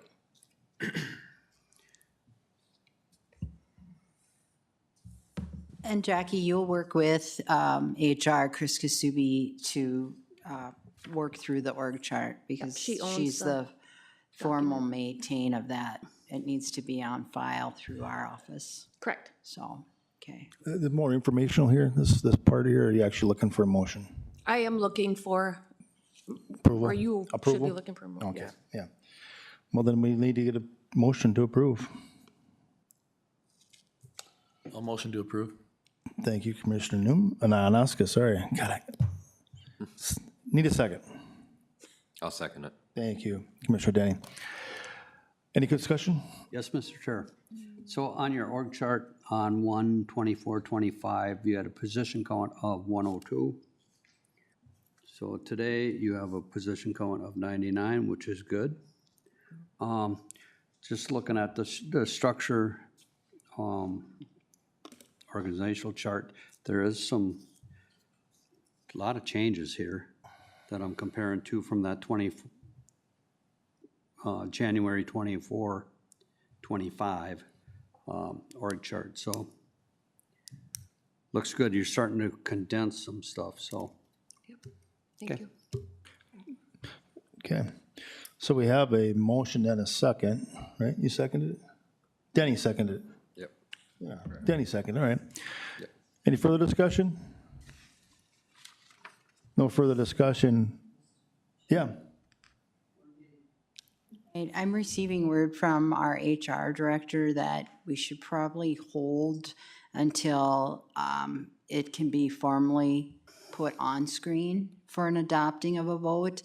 and more probably conversation with Chris on the org chart and the HR office. This came from her just right before I came up here, from Chris Kasubi. Okay. So I don't know what the discussion is. She said if it's approved, then it would need to be posted public on screen at this time, and I'm not sure if we're prepared to do that.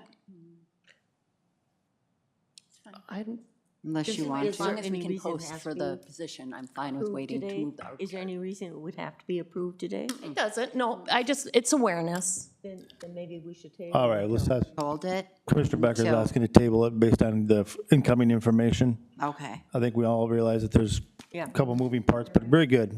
Updates as we go through. Yeah, I would have brought that back with some of the updates in the future, but yeah, no problem. Yeah, I think we should just table. Nope, we're gonna, Okay with that, we'll work through it and. okay. So Commissioner Becker made to table it, and, yeah, there we go. Thanks, Denise. And thank you, HHS, for your diligent work. At this point, we're gonna move on to standing reports. County Auditor, Treasurer, you ready? Great.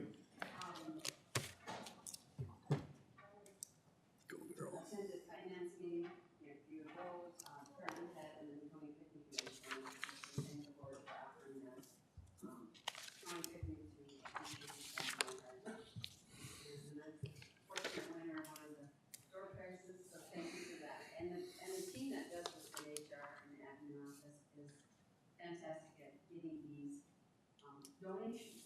So we have the funds, which is wonderful.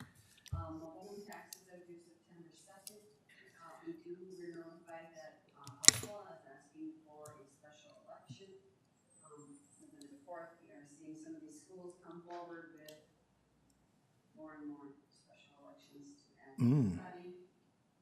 Sorry, I didn't have my mic on. So that's what we have right now. Again, mobile home taxes due September 2nd, special election for Upsala November 4th. We are beginning, our summer reporting is over, and now we're hitting hard on our fall work, which is TNTs, which is extensive because we have to collect all the special assessments for all the jurisdictions. We work with Nancy Eulenkamp on the ditch file and getting that updated, and then entering all that data. And we also have to gather all the data from all the jurisdictions within the county, that being schools, cities, and townships for all their levies. And all that data is entered so we can calculate the TNTs to have our lovely Truth and Taxation meeting in the fall. Just work, but here we are, doing it. It truly does run downhill. Thank you. Let's go. We'll go over skip over county attorney report and go to county coordinators report. Okay, Chair, I've been involved in the Budget Finance Committee meetings, helping out with new employee interviews. Todd attended Todd Wadena Community Corrections Executive Meeting, also a Minnesota Association of County Administrators Regional Meeting, and then have been meeting with our PAYCOM team lead for implementation and preparation for launch of the software. Finally, kind of on Denise's note, I attended the picnic, the employee picnic, and helped to find door prizes. I would just want to thank all of the Todd County businesses that donated door prizes for our employees. We had over 25 donated from local businesses across Todd County, which was awesome. It was wonderful. So thank you to all of them that donated. Excellent, thank you very much. Commissioners, Lou, you want to start? Yeah, I can start. Thank you. I missed the first commissioner meeting this month, but otherwise, we did have Todd Wadena Community Corrections, and that was held at the Wadena County Courthouse. Just some preliminary discussions about organization and new regulations coming down and things that will be required of our community corrections. And how we can address those. So hopefully we can walk our way through that and things work out well in the end. Also, the employee appreciation picnic was awesome. It was a beautiful day. You don't always get that, you know, you plan something for quite some time and then it turns out to be a nice day and it makes you appreciate it. So other than that, business as usual. So. All right, Commissioner. Yep. Again, want to start with that whole, that picnic. That was, all the hard work that goes into that. Just want to make sure we're all going to say it, but we really do appreciate everyone's taking the time and to put that together. And it was, yeah, like Lou said, great day. It was good for that. I was gone for a little bit there, so everyone that helped me out with covering some meetings and emailed me, kept me in a loop on a lot of things. I do greatly appreciate that. It takes a team effort, so when people are able to take a little time, it's nice that the engine never stops. So been working hard with the finance team, the admin team on a few projects lately. So we've been basically buried in that, but there's a light at the end of the tunnel. We're moving forward, and I think we're in a good spot. So I'm very, very proud of everyone's work and dedication to this budget. Thank you, sir. Commissioner Becker, please. Yes, also was able to attend the county picnic, which is always good. Our yearly picnic out there. Weather was good this year. Also had the Rainbow Rider groundbreaking on the 11th. Then we had a Rainbow Rider meeting on the 14th and found out that we have a water problem as they started to dig, and estimation of maybe $100,000 just to get the project going. Awesome. Yeah, awesome is right. It's, yeah, unbelievable. But hopefully we voted as a board to continue on with the project. And this has been going on, Randy, for, 2018. yeah, to get this building off the ground and get it going, so. Well, And Nancy that's was, the- Nancy was 1975 when they started her deal, so. I know it. You're way ahead of the curve. We also attended the Todd Wadena Correctional meeting, and we had representatives from Otter Tail County also at that meeting, so it was that discussion between Todd Wadena and Otter Tail to continue with discussions with our corrections department, and we'll see where that goes. That it? Yes. Okay, Commissioner Newman, what's up? August 6th, get to know your rep. It was in Osakis. It was Representative Wiener, Senator Tori Westrom, the mayor of Osakis, a city council member, and Commissioner Rapp from Douglas County. Highlight of that was Representative Wiener praising our county board for the hard work we do as far as the financial, setting the levies and everything. So I was really happy with that one. August 11th, attended the Rainbow Rider groundbreaking with Barb, just west of the Alec Airport. And also attended the airport meeting, the airport commission. There's like 5 members, city council members and that. It was happy. It was a good meeting. We needed to do that. Yeah. So, August 12th, public health meeting. Everything there, I think, is going so-so. There's no communicable diseases right now except what, measles, that we're really looking at, so that's good. August 13th, employee picnic, well intended. Thank all the employees for that. August 14th, Rainbow Rider meeting. That's when we got the bomb dropped on us about the water, which is like, oh my God. It just never ends. It's a building from hell. It really is. I don't know. Then on August 23rd, this Saturday, I get to attend at the Minnewaska House in Glenwood. A group is honoring some veterans.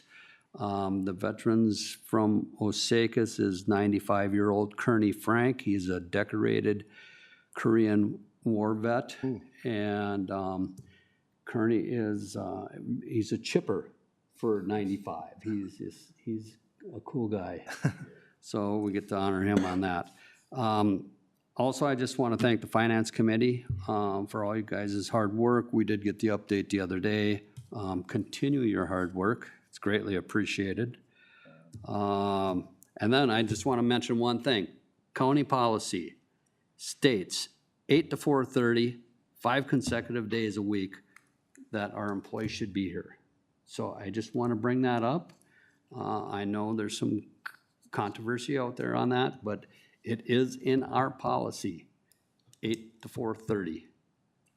5 consecutive days a week. So with that, I am gone September 2nd. So that's all I have. Okay, thank you very much. Say, helped with planning and zoning, which, like, that meeting was crazy. I thought planning and zoning is usually a little contentious. It was really good. Everybody worked together. I was really, really proud of the board there. Good job, guys, and all included. TCDC, we've had some meetings recently with Randy at the airport, attended personnel, department head, facilities, finance, of course, and then park board, but we didn't have a quorum, so we had to just enjoy the weather at Battle Point and have a root beer. So that's it for me. At this point, we would entertain an adjournment. Motion, anyone? Yeah, I'll make a motion to adjourn until, what, September 2nd? Thank you. Second. Seconded by Commissioner Oska. All in favor? Aye. Opposed? Adjourned. Everybody here for work session, give us 5 minutes and we'll get going.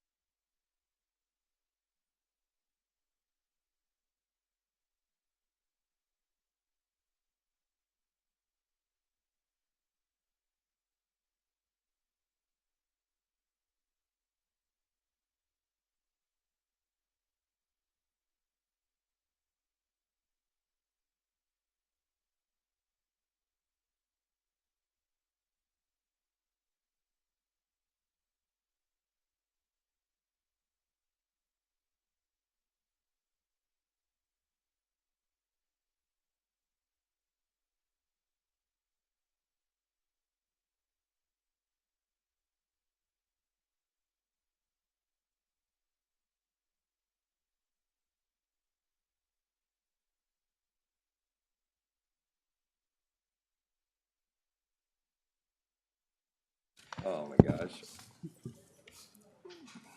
Ready? All right, time is 10:45, and we'll begin our Board of Commissioners work session.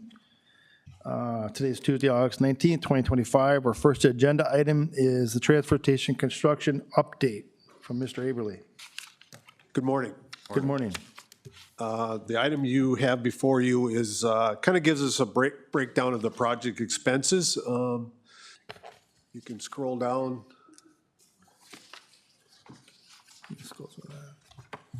There we go. Just a recap from, we've been using this form throughout a couple of our work sessions prior. The project is 95% complete. So, just looking through the budget line items, what we budgeted at the start of the project and where we currently are at as of 8/1/2025. So things look to be in line. So we're kind of excited about that with the contingencies and everything. The only thing that kind of stands out a little bit is the equipment expense. We exceeded that, but on our original budget, we were anticipating getting by with 1 semi and 3 trailers, but with the logistics of where we haul and the amount of transportation needed, we purchased another semi and additionally 1 more trailer. So that's really absorbed that extra cost that's there. So otherwise, everything is pretty much in line. Right now, we're sitting, our wheeled excavator is in Brainerd, being retrofitted as we speak, so we should see that item being shipped here by the end of next week. And our truck and other 2 trailers are getting DOT'd. So the trailers will be completed at the end of this week. So as far as the transportation operations go, we look forward to start using the tipping floor, hopefully within 2 weeks, just to start doing some initial training. And we also do have a walkthrough today with High Tech, the prime contractor. So we're working on punch list stuff and kind of trying to navigate through that. So, Okay. Questions? Question, commissioners? Comments, commissioners? I guess one question would be, whatever happened with our grant money that, from the state, did we ever get it, or are we still waiting on it, or? We actually got our first email last week on Monday regarding, all they said is that they were starting to work on the contract. So they actually are looking at it now. So I have no idea what that means, but they are looking at it. Okay. So they know that we want our money. Oh, yes. They're letting us know that they know we want our money. We don't got the money, but they're gonna let us know when we're gonna get the money. That is correct. And as we process our reimbursements and stuff, we notify them every time we send them, and just so they know, we kept them in the loop where we're at and what the county's supplying for funding to our department, so. But yes, I hope we see that soon, but. When are you expecting your opening date to be? Right now, I'm really being held hostage by some equipment. Our wastewater pump separator system is a specialty type of piece of equipment that's been backheld. The tank is installed. We're just waiting for the pump that goes through the residential tipping floor waste. So we're waiting on that. Last word, they didn't really give me an answer. So I'm hoping at the end of this month is what they said was the ballpark figure. The second item that we're waiting on is our kiosk system with our loadout system to control our scales and our new processing through our office. The first part of the scale system we received on Tuesday, so I anticipate by the end of the month we'll see the major kiosks that'll come and operate the whole loadout program, and that includes the new ticket system and all that as well. So that should be here by the end of the month. So once I get hard dates on that, then we can start looking at a potential date. Otherwise, we're really working through just that real small punch list stuff that we're trying to take care of right now with High Tech. Wonderful. Any other questions, comments, concerns? No, exciting. No, coming along. Thank you. Yes, and we've been working on a YouTube video, so we will be sending that to you commissioners as well. It's just about fully edited, and then we'll put that online as well. It just kind of gives a real brief information tidbit. It's bilingual as well, so people know how to use the new recycling center. That's the biggest change that they're going to see. So I will be submitting that to you shortly. It's actually just in the final stages of editing that as well. And one other note just on Barb and Randy's and the Minnesota Greater Recycle Grant, we have the Bertram site is completed. So we are going to start placing containers there. Bertha is built. The gravel pad and the new entrance is built. So I anticipate seeing that paved within the next 2 weeks and then fencing to start. So that grant is coming to the end of execution in 2027. So we are excitedly opening that real soon within the next 6 weeks. They should be fully functional and operational as well. So. All right. All right. Randy, are you in the YouTube video? Oh. Shucks. Yep. All right, any other questions? Thank you, Mike. You bet, thank you. Looking forward to it. Next up, we have our VRBO discussion and compliance with talented team Jackie, Catherine, David. Hello again. Hello again. Morning. Adam's here as well for this discussion. We did have some good conversation with him last week. As a recap, and I put this into the work session packet, we have a short-term vacation rental checklist that we provide when we find out that a license is operating or a vacation home rental is operating. The ordinance, and if you want to scroll to the ordinance, please, was developed and passed in February 2022. And since then, we've done our best to enforce it. Since then, David has come on as our in-house sanitarian and has taken on a lot more lead role in enforcing this ordinance. And there's been a number of challenges we've encountered in the last year and a half, you would say, that have made this difficult. As you guys are well aware, so we call them short-term vacation rentals, right? This is P&Z kind of verbiage, but they're a dwelling structure unit in a structure which is planned to be rented for more than 14 days in a calendar year, rented for periods of less than 30 days and containing fewer than 4 units. One of the issues we've been having is around resorts and how they're defined compared to our short-term vacation rentals, and we'll get into that a little bit. I'm gonna pass out some information. I'd like David to just share his experiences with what he's been struggling with and the amount of time he's been spending on these vacation home rentals. Okay, well, thank you. Start out by saying, you'll probably hear me call them VRBOs. It's just kind of a standard in the way I talk, but they're not a negative to Todd County. They're a great way to get people into, our communities, spend their money, enjoy, the lakes and things that we have to offer. But they are, from an inspecting, licensing standpoint, they are extremely challenging due to absent owners, properties that are locked up in LLCs and trusts and things like that. When I go out for a standard inspection, say at a restaurant, I can go anytime during business hours. There's gonna be somebody there to open the door, let me in, show me around. With these, we're constantly chasing them. We're constantly adjusting schedules to try to get in there on cleaning days because they're typically closed for the winter, and they're typically, our good ones especially, are booked solid for the summer. Very challenging to track these people down. On another note, currently we have licensed 30.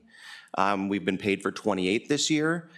I try to go through once a quarter or so and go on the various websites and find them. Yesterday's count, there's 46, I believe, that I know are operating that are unlicensed. 48? 46, to my knowledge. Likely way more. What we're finding is a lot of them get licensed, establish their book of guests for the years, and then they pull their listings off of Airbnb, VRBO, Marketplace, all the various sites that house these. The properties are still being rented in the same way. They're just no longer licensed as required by Minnesota law and Todd County ordinance.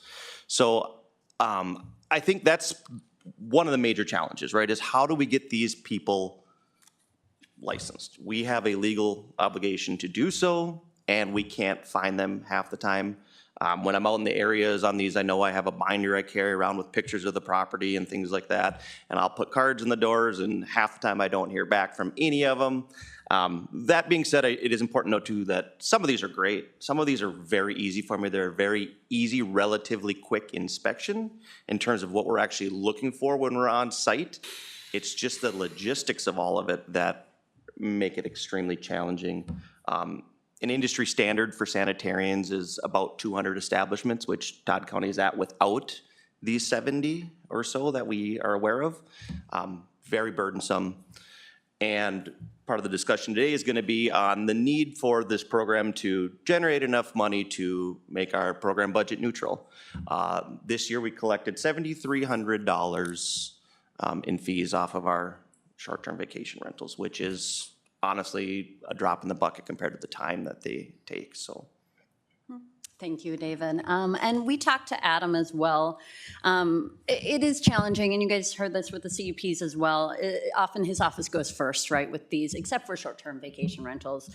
When they find out about them, or the assessor's office, they send them our way. However, there's really no enforcement, and we don't really have any penalty now. So currently, if you operate a kitchen, let's say, without a license, or a restaurant, we'd hit you for operating without a license, and that's a misdemeanor every day you're operating, right? That isn't logistically possible, I think, with these vacation home rentals, but we do want to, now that we've had 3 years for people to be aware we have this ordinance in effect, we feel it's fair to start implementing a late payment fee. So if you look at the first list of definitions and you compare it to our proposed fee schedule, which, as you guys know, will be due to the AT's office here in September, we have a late payment penalty fee. Typically, that is just for an establishment that does not submit their renewal application on time, right? But you'll see we've added a second sentence of a late payment penalty fee will also be applied for any short-term vacation rental that has been operating without a license within the past year. So when they won't return David's calls and we send them a bill, that will help. And we can assess at the same time as their license application. It's really to deal with this struggle David is having with contacting owners and them having no real consequence to operating their business without a license, right? So that's something we're proposing. Secondly is a non-compliance fee, and that is a little bit more comprehensive to all of our establishments. If a licensee does not allow the sanitarian access to the site or facility subject to the license for inspection during hours of operation, and David knows this has happened, where people don't want him to come in. It is in state statute that he is allowed anytime during business operations to come in and inspect. They do not have to be announced. Commissioner Becker knows this. Typically, we do half and half, mostly unannounced visits, because that's how you can easily inspect a property and make sure they're doing what they're supposed to be doing, or an establishment. So we would like to add a non-compliance fee as well. That is a little more subject to a licensee after they're licensed than not allowing David to come in and do what he needs to do, which does happen right now. And we have no way to force it, you know? Yep, and our records get audited by the state to ensure that we're hitting our inspection compliance timelines. And you know, there's some of these VRBOs that we've been trying for like 3 years to get in there. No, it's just never available. It's always full. What about during cleanout? Oh, we never know when that's gonna be. And it's just, it's a game that we're playing, and I feel like we need to have some teeth to hold them accountable. Randy commented on it, excuse me, Commissioner Newman commented on it during the meeting earlier. You know, we're seeing a big decline in our resorts in Todd County. A lot of our resorts are going with association, individual owners, doing the VRBO route. That was one thing until it started happening to our combined units. So we've got one in Idlewild that is 6 units. Currently, you know, they've got them all. I believe 5 of the 6 are rented through one of these services. And we've been charging them 1 VRBO fee because that's how our ordinance read. And Rizzi's down the lake, they're wonderful, great to deal with, they're good for anything, but same thing, it was previously licensed as a resort. Now it's gone to 5 separate units, but it's attached buildings, so then that throws off Adam's P&Z stuff. We're really trying to take a look at how we can do this, how we can have some teeth to our ordinance, and get a handle on these, get to where we're, once again, we're less than 50% compliant on, just on the ones that are blatantly advertised on Airbnb and VRBO. We know there's countless more operating out there, so.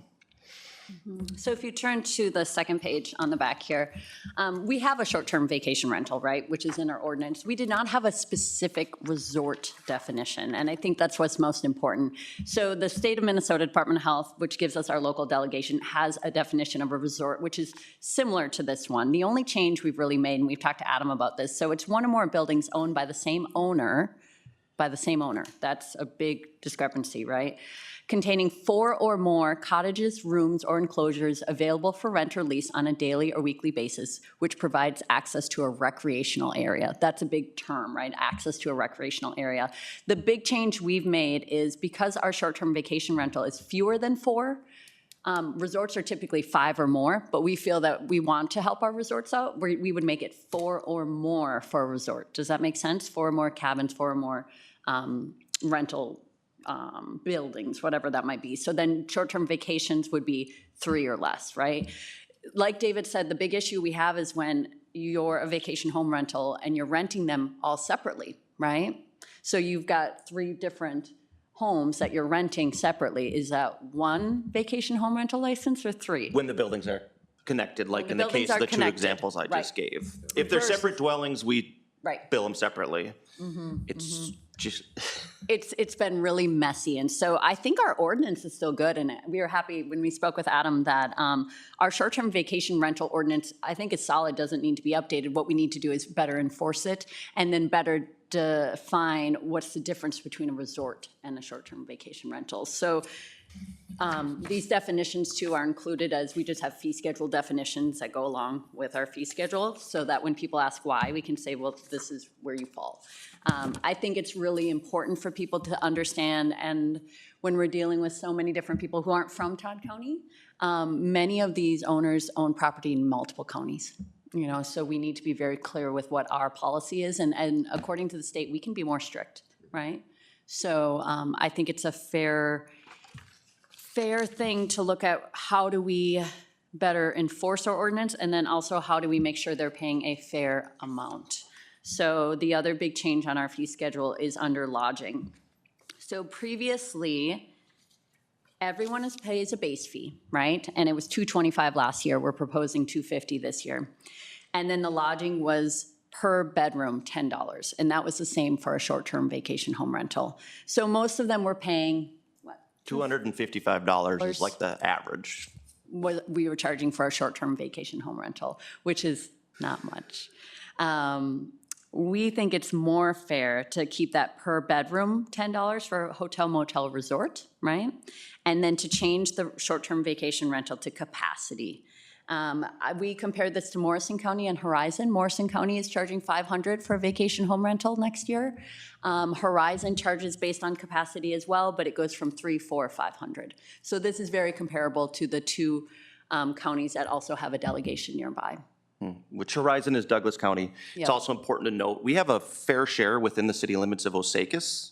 A good portion of, well, not a good portion, but a pretty good percentage are in that community. And it's very weird, we had such a separation. Everyone wanted to do it on the Todd County side because they were paying, you know, approximately half what they were on the west side of Osakis, so. And you can see that. Yeah, and that's a whole nother challenge that we have when they're in municipalities, because in municipalities are required by law to collect lodging tax for the state of Minnesota off them. So they're also licensing them, although I don't believe they charge them anything, but it's just a whole nother process that everyone has to go through. And it's, the state of Minnesota has been promising us a short-term vacation rental code for several years. We get nothing. Last year, they had me run around, they made hot tubs illegal at all of them. So I had to run around to all of ours that had them, order the hot tubs out, or to be gated, you know, locked, fenced, locked, gated, all that away from the public. As of July 1 this year, they can have them again. So now I just reversed the process that I did last summer on behalf of the state, because they don't know how to do these either, which once again was why we want to be consistent across our neighboring agencies, very clear on what we need to do here so that there's less confusion for us and the public.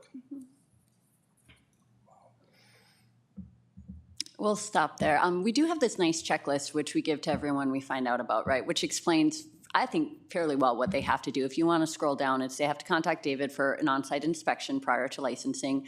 They have to provide photos. You'll see we crossed out number 3, which says you can't have a hot tub or a spa. Now you can. Private septic, they need to have a current septic compliance with PNC. They need to have a water test within 12 months. We also tell them to notify the assessor's office, and then making sure they get us all that documentation. Everyone I've given this to has said, oh, that's great, right? The problem is we'll give this information, and then either they never submit a license, right?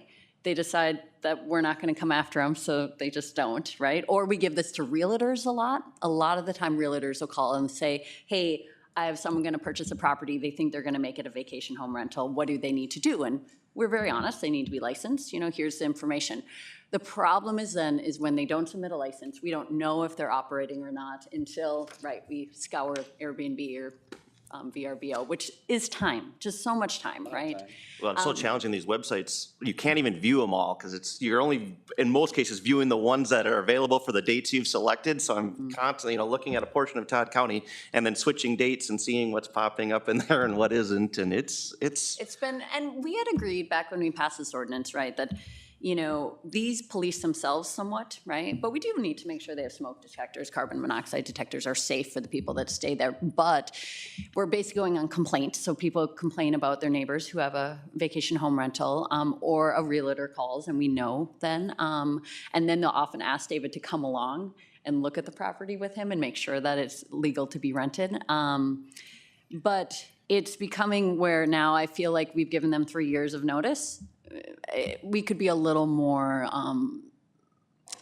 forceful with our, consequence for being licensed without or for being operating without a license, because it's been really difficult. And we're happy to share this. I mean, we've shared it with townships, with cities, everyone. But the difficult thing is the owners are so often not living in Todd County. So how do you get the information to them? Mm-hmm. So, Mr. Chair, this is, I got one just east of me. It was $625 a night. Now they dropped it down to $573 a night. So for $4,011 for 7 nights, you can stay on Lake Osakis. Okay. That's 7 nights, okay? And if it's a year round, 52 weeks, you can rent that thing out at $4,000. Yeah, they, certainly not all of them, but a lot of them are making, good money. I tried to figure out an average for what they're charging per night, and it's just impossible. But we have several that are $800,000 a night. We have several that are a couple $100 a night. On Lake Osakis, for example, I just did one. It's a 1-bedroom. It's $357 a night. So our license fees, last year were a portion of 1 day's rental is all they were. And good for them. Yes. They own their property. They should be able to do whatever they want with it. But when it starts affecting everybody else, and it's it becomes a impacting problem. our resorts because which is against ordinance, but once again, where's the enforcement side of it? They're pulling in fish houses and campers to expand capacity. Well, then there's no one staying at the hotel. There's no one staying at Head of the Lakes or one of the resorts that's still operating because mom and dad or grandpa paid this fee. I'm going to pull my ice castle there and spend the week. So it is impacting everyone overall. It's no wonder the resorts are going association because they can't compete in most cases. Yeah, thank you. In your opinion, do you think these proposed fees are high enough? Because you said how much money, we want to get this to be a wash as for your time. If we're spending your time going to see these things and we're losing money because of it, that's not fixing anything either. Right. Personally, would I like to see them higher? Yes. I want this program to be budget neutral. That is my goal. I don't think we want to take, it's nice when it's incremental, it'd be nice to evaluate again in a year or two and see where we're at, see if we can get compliance from our 60% that are currently not licensed and see what we can build that to. We are cheaper than others still.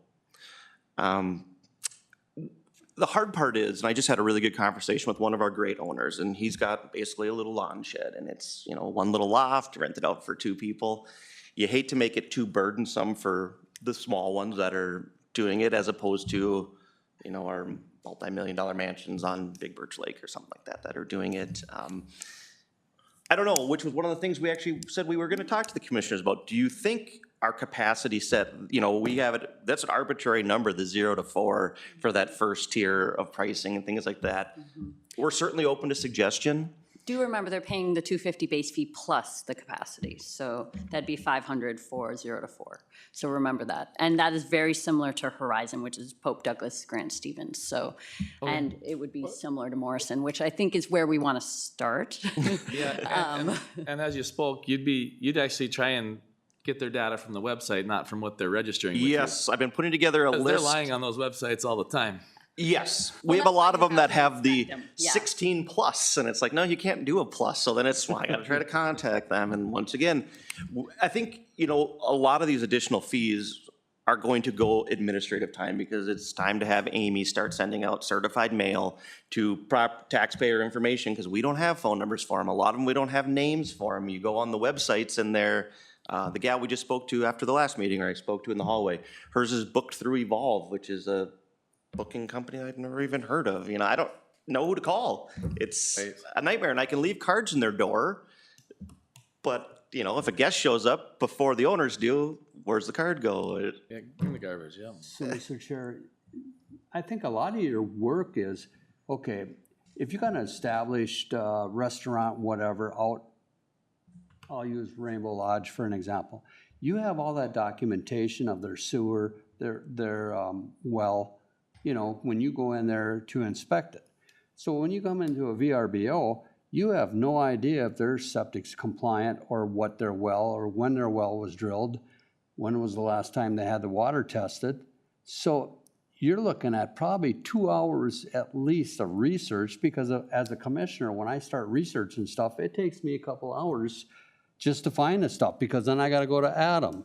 Yep, and we do the same. We require a septic and water test prior to initial licensing, but then it's, you know, it's working with them and. But you gotta have documentation of all that stuff. Yes. And when was the last time? And we have so many of them that we're still waiting on that, you know, these ones we find that have been operating without a license, and we go there and, you know, I kind of have to drop what I'm doing because we have a legal obligation to get them licensed immediately. So it changes my routine, go there, and then, yeah, they're good about paying their application fees so they can get the piece of paper, but then 2 years later, I'm still hounding them for a septic inspection, you know, report or a water test, and. Because another example is I got one right at the end of the road down by me that is VRBO, and it's in a floodplain, okay? So we've had a lot of rain this year. Is their septic system working? I have no idea. You know, and I don't even know if you know that's a VRBO. I think I know which one you're talking about. They have a little bridge in the yard. Yeah. Yeah, I do know that one. They are licensed. And that's the other thing too. So creative with names. They all have unique names that don't match taxpayer information or parcel ID numbers or anything like that. So it's using software to try to figure out which one it is, or spending time and county gas money driving out there trying to figure out which ones they are. And then they seem to be clustering.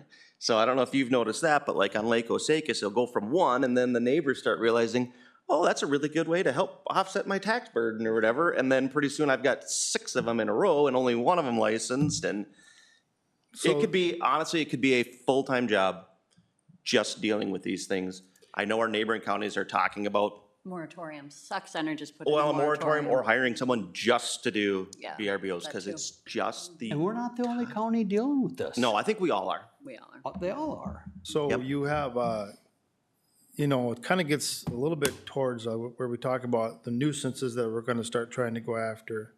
You know, there's an enforcement issue and there's an identification issue. So if you're saying that you think or you estimate there's 46 unlicensed, I mean, my first opinion is, okay, get them identified, who they are, make sure everything's, you know, we're doing what we got to do, and going after the 46 that are unlicensed. Yes. I mean, they're not, now the question is who's going to do that? You talked about hiring a full-time person or whatever the case may be, but we know that we're starting a good coordination effort between legal, assessing, planning and zoning, GIS. and too. actually law enforcement, okay? We have 214 on the list, which we've narrowed down to the top 20-some that have got to get taken care of ASAP. So you have to get into the line with these folks and say, listen, we've got these resources, we hired a new attorney, that salary's got to get paid somehow, and it ain't by playing checkers and chess. So, you know, continued coordination between your group, Adam, John, is what I, as one of the 5 commissioners, is pretty much telling you, get done. Do it. Definitely. And then are the fees correct? You know, who knows? Are we gonna be the low cost? That's, go where the market is. I mean, you should probably be where the market is. that's what we're thinking is. And as a homeowner, if it's your property that you're the, you know, you're the VRBO person, you know what, good for you. Honestly, I mean, people have to make, they gotta pay for stuff, you know? As long as they get in compliance, let's get the team identifying them, enforcing it, and, you know, we got great leaders. You guys can figure that out. I think that's where we gotta push this. I got a question. Do you see as much the northern part of the county as you do the southern part of the county? I'm hearing Lake Osakis and the lakes down in the southern part more of a problem. Definitely. Northwest Todd County, we had one. They say they're not. That was in Hewitt. They say they're not renting it anymore. I don't know if they are or not. Staples area has very few. It's clustered around basically east, you know, and down. It's the lake area. Yep, the lake area. There's a few rural properties, you know, farm sites and stuff out there. People make tree houses and they call it a VRBO. Yep, You go up there with people- your boyfriends or your girlfriends or whatever you're doing, and Yep. you know, There's and people are so creative. Now we've got people that are renting out camper spaces in their yard through right, Airbnb, VRBO. You got a great view. Yeah.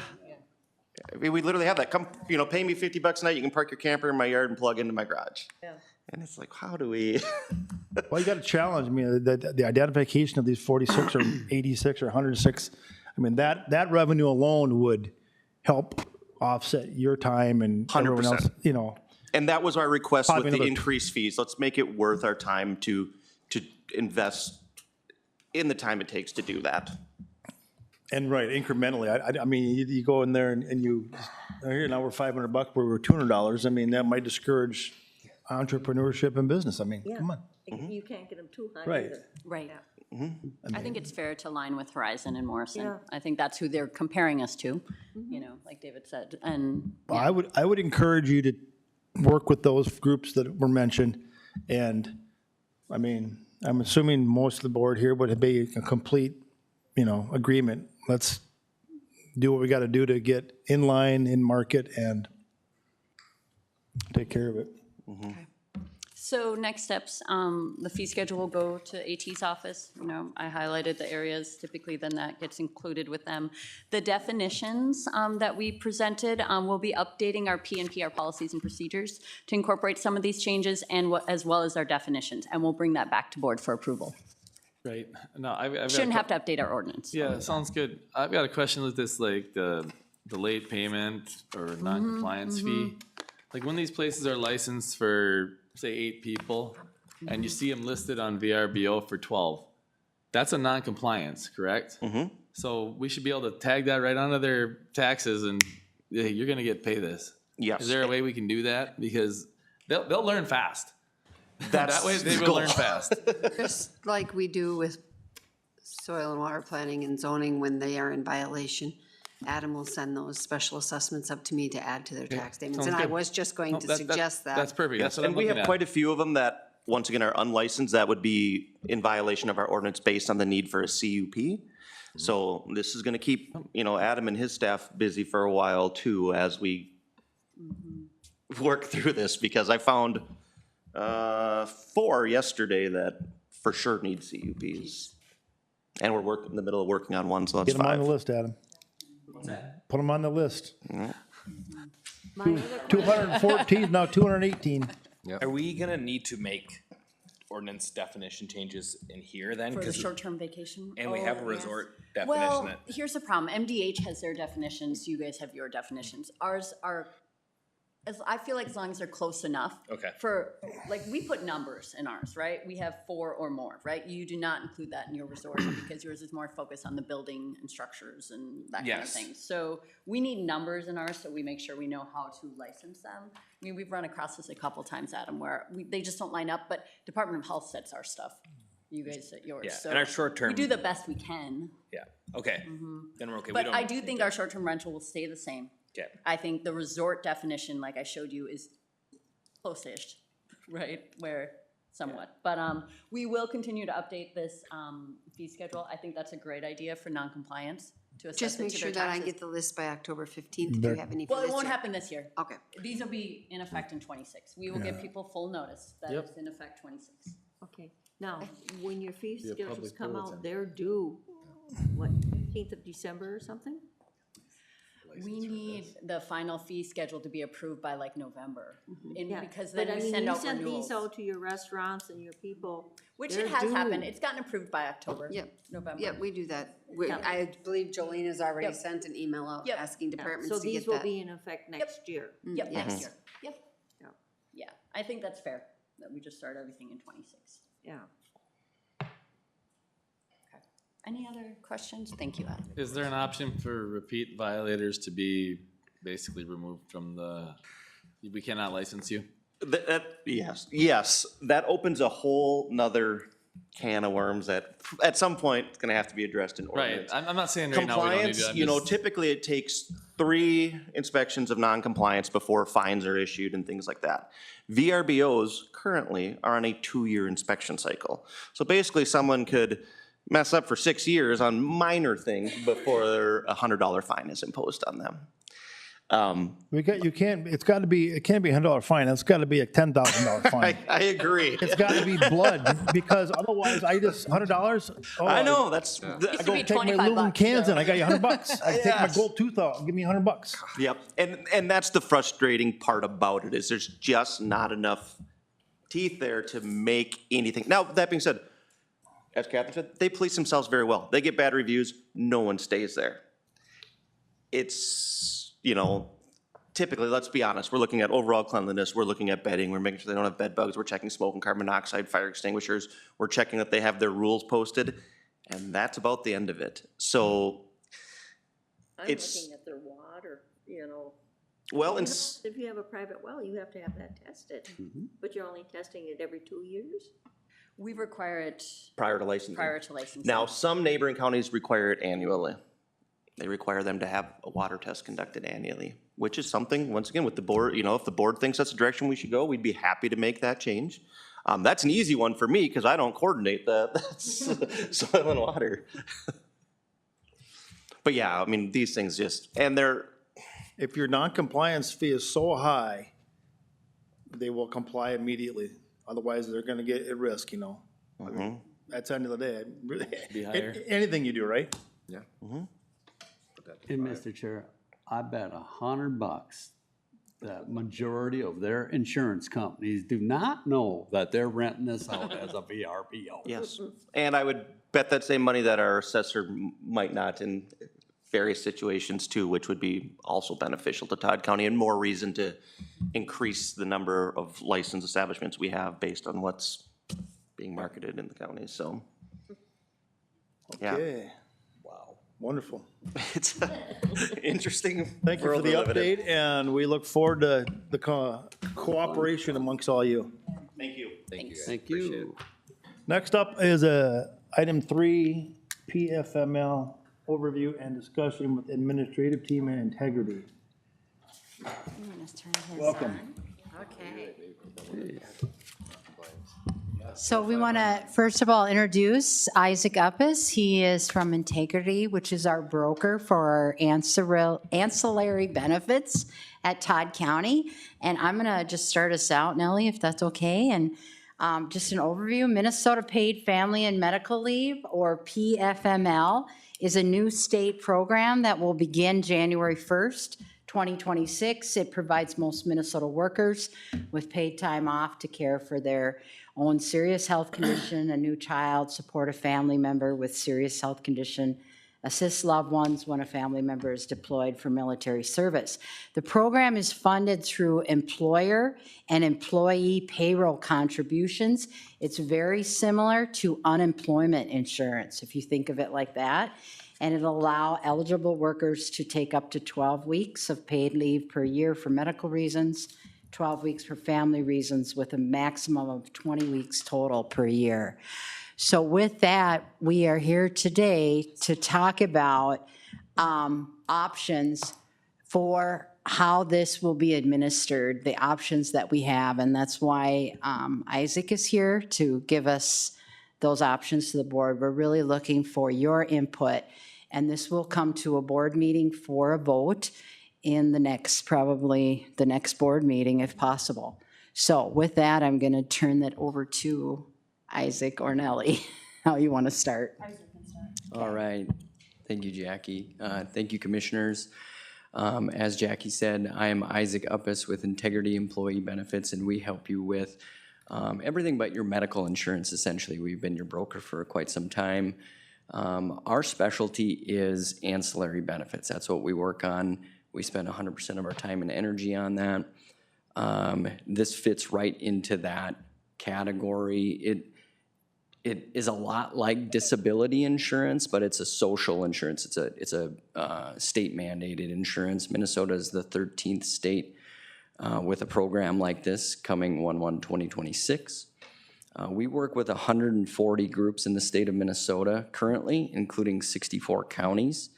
And so we made the rounds earlier this year and just said, hey, you have the option for this paid family to either go with the state program. So the state is essentially making a startup insurance company from the ground up. And so that's option one. Option two is you can use a private insurance company.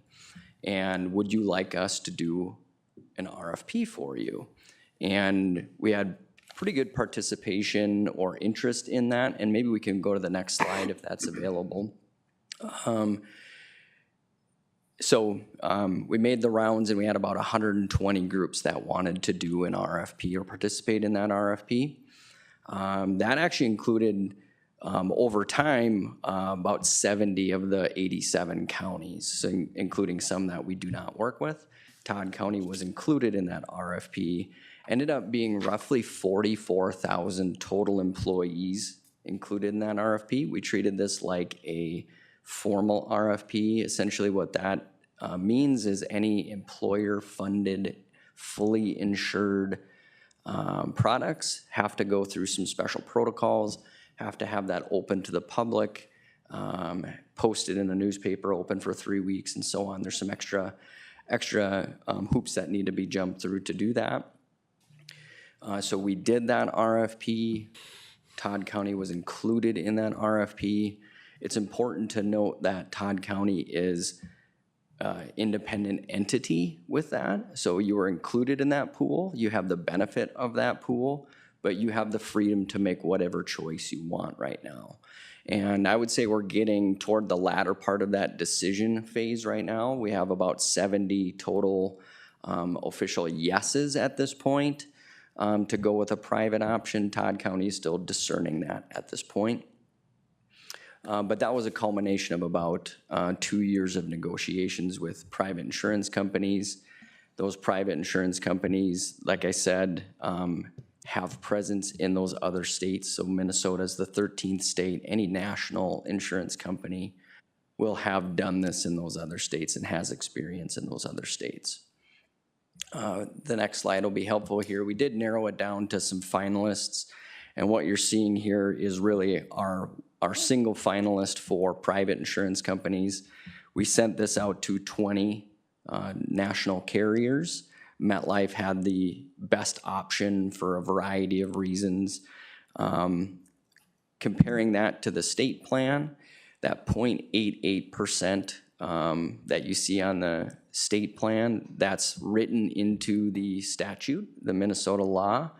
And that's subject to get changed every year based on claims experience and administrative costs of the program and so on. So that 0.88, you can think of that essentially as a new tax, a new payroll tax. Jackie mentioned this is a lot like unemployment insurance, so think of it sort of that way. It's a statutory tax that can be split with employees. And generally, what we've seen out there is that is what is happening. 0.44 would be the county tax, 0.44 would be the employee tax, again, applied to payroll. So comparing that to the MetLife offer, MetLife was roughly 10% lower with a 0.79 total rate. Again, you split that in half to look at the county cost versus the employee cost. The MetLife offer has a 2-year rate guarantee. Wait a second, that looks to me like that 2-year guarantee has to be sold with another product. Yeah. Which product is that gonna be? Dental? Yeah. Yeah, so, we did RFP for a few of our ancillary benefits due to some issues with carriers. And right now, vision and our, supplemental health are both contenders for MetLife. They're the high runners right now. And one other thing I wanted to note on this graph is the covered monthly payroll amounts, that's based on 2024 payroll. So in 2026, essentially, the difference per year is going to be significantly higher that we would be saving if we went with MetLife.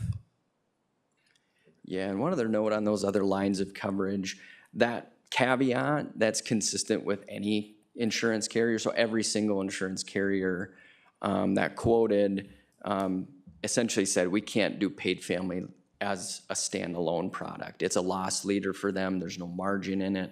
So really their goal is to have another margin driving insurance product.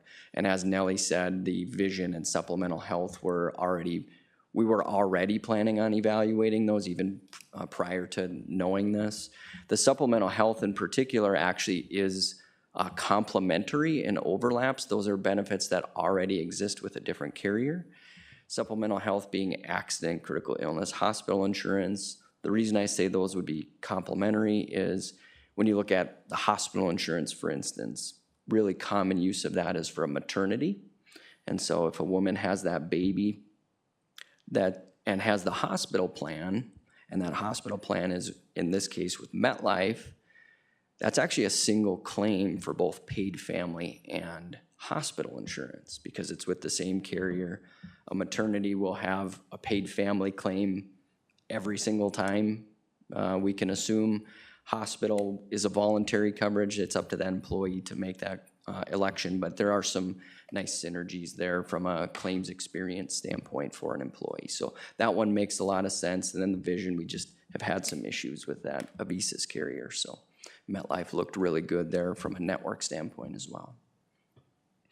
When it comes to that 2-year rate, maybe just to add one more point on that state of Minnesota rate 0.88, again, by law has to be addressed every year. Pretty safe to assume that that's gonna go up in 2027. That's the pattern in other states. Our carriers, other carriers that we've met with and been talking with over the last couple of years, they've said that Minnesota's program is probably one of the richest in the country. And based on their actuarial analysis, they think the 0.88 is probably underprojected. And so their assumption is that goes up. Another point about that, and just kind of putting the skeptical hat on for a moment, and something you guys may want to just have perspective on. So if that 0.88 is underfunded, how can MetLife go with 0.79? Sounds too good to be true, right? Do they jack our rates up in year 3? And I think the answer to that is, well, the rates will go up. Will they be 10% lower than the state or less? I think so. And the reason for that is these private insurance companies, they have an advantage over the state in that they can pick and choose whatever risk they want, right? So any adverse risk, high cost, high claims, they don't have to write that business. They can turn that down. They can quote really high rates. The state has to pick up everybody. So the state is... That pool is actually riskier pool that's... The state is a pool, right? The state is a pool. It's a big pool. So they have to pick up the hourly wage workers, the Casey's gas station people, you know. Those people are gonna be using, and I might go as far as to say abusing the program as well. So The state can't kick anyone out of their pool. they can't. They're obligated to cover everyone that's not on a private plan. So knowing that over time, it may take a few years, but over time you're gonna see that the scales tip to where private companies are gonna have more attractive options. And when I look at Todd County, when I look at the public sector, that's our specialty, is public entities in the state. You've got full-time employees by and large, right? You've got long-term employees. You've got people that can hold down a job. And if I'm an insurance company, that criteria, just by that virtue, I think I'm gonna have less risk. I'm gonna put my chips down on that as the first criteria. So I just wanted to kind of paint that longer term picture for you guys as well. And, you know, this program is subject to legislative change as well. So, you know, we could see that change, but in the meantime, you know, taking advantage of that lower rate, I think is you know, something very prudent to consider here. Looking on the next slide then from an administrative standpoint, so that's cost-wise, administratively, just comparing the two. As I mentioned, the state, you know, they're creating a insurance company from the ground up, from scratch. And MetLife, they've done this before. They are the biggest group insurance carrier in the country. They have over 3,000 groups, including many Fortune 100 companies with their paid family services. If you think of those really big entities, you know, they're gonna have employees in multiple states. And so they're gonna lean on the best options that they can get. And they're gonna lean on carriers like MetLife. Additionally, MetLife was actually awarded the state of New Hampshire contract, which I wish Minnesota would do something like that, to be honest. So basically, in the state of New Hampshire, if you file a claim with the state, MetLife actually processes that. So they really are the leader in this space. And even just talking to them, you know, they're 3 steps ahead of any other carrier. They know what they're doing. One of the biggest things, kind of in the middle of that grid there, what is the average turnaround time for claims? We really don't know in the state. The state in statute has written that within 14 days, they have to look at the claim. So not process the claim, they have to open the claim up within 2 weeks. And then adjudication of that claim, who knows? The decision-making of that claim, who knows from there? We had a number of groups that were at a conference not that long ago. Someone from the state actually had said, you know what, plan on about 60 days initially, which that's not written anywhere. That was verbally expressed by someone from the state. We're running with that. If we look at other states, Massachusetts, you know, their first year, actually 2 years, it was about an average of 11 weeks for a claim to get turned around. Washington's been around for about 5 or 6 years now. Their average is about 5 to 6 weeks for a turnaround. I wouldn't be shocked if counties who go with the state plan see employees back to work before they even get paid from the state. Yeah, and then you're looking at other, you know, implications with payroll. You're trying to reconcile para credits. You're trying to reconcile time off and things like that. It does add quite a bit of, the longer it takes for a claim decision to get made, it adds additional administrative cost and effort as well. And even just for the employee, you know, it kind of defeats the purpose of the program, really. MetLife, what they represent is 2 days once all the information has been gathered. So they add that extra little caveat. From start to finish, average is about 5 to 10 days. I think it's right around 7.5 days from start to finish for MetLife. Sometimes, you know, there's additional medical information and things like that that can draw a claim out. But in general, they're very good at, you know, assisting the employee in getting that information. Integration with other lines of coverage. I mentioned that with like the supplemental health where there's overlap and there's synergies in claims processing. Ongoing administration. The state has 300 brand new employees. Who knows what kind of experience they have. If employees have questions, if Nellie has questions or anybody in an administrative capacity has questions, they're working with the state. With MetLife, you call me, you literally call me or someone on our team. We have a dedicated service team. That was one of the really nice things from this RFP. MetLife agreed to a dedicated service team for us. So they're not gonna be infallible, they're not gonna be perfect, but when they make mistakes, our ability to resolve those is gonna be much more efficient and a better experience for everybody. I skipped over that filing fee. I do just want to, just speak to that real quick. So with a private plan, any private plan that you go with, you have to apply for a substitution application with the state. Very easy process that does come with a one-time, for a group your size, $500 filing charge. So fairly nominal in the scope of the cost of this program, but I do just want to identify that that does exist. And that's the really quick rundown. I'm happy to get into the weeds with you. Nellie had asked, you know, what other counties? I had mentioned this. We have about 70 official decisions right now, including some really big. Denise, you want to go to the private versus state? Oh, sure, yeah. tab? I did want to keep going Sure. down. One more. Nope, one more. Next one, So so you can see. the MetLife was some of what Isaac had provided me.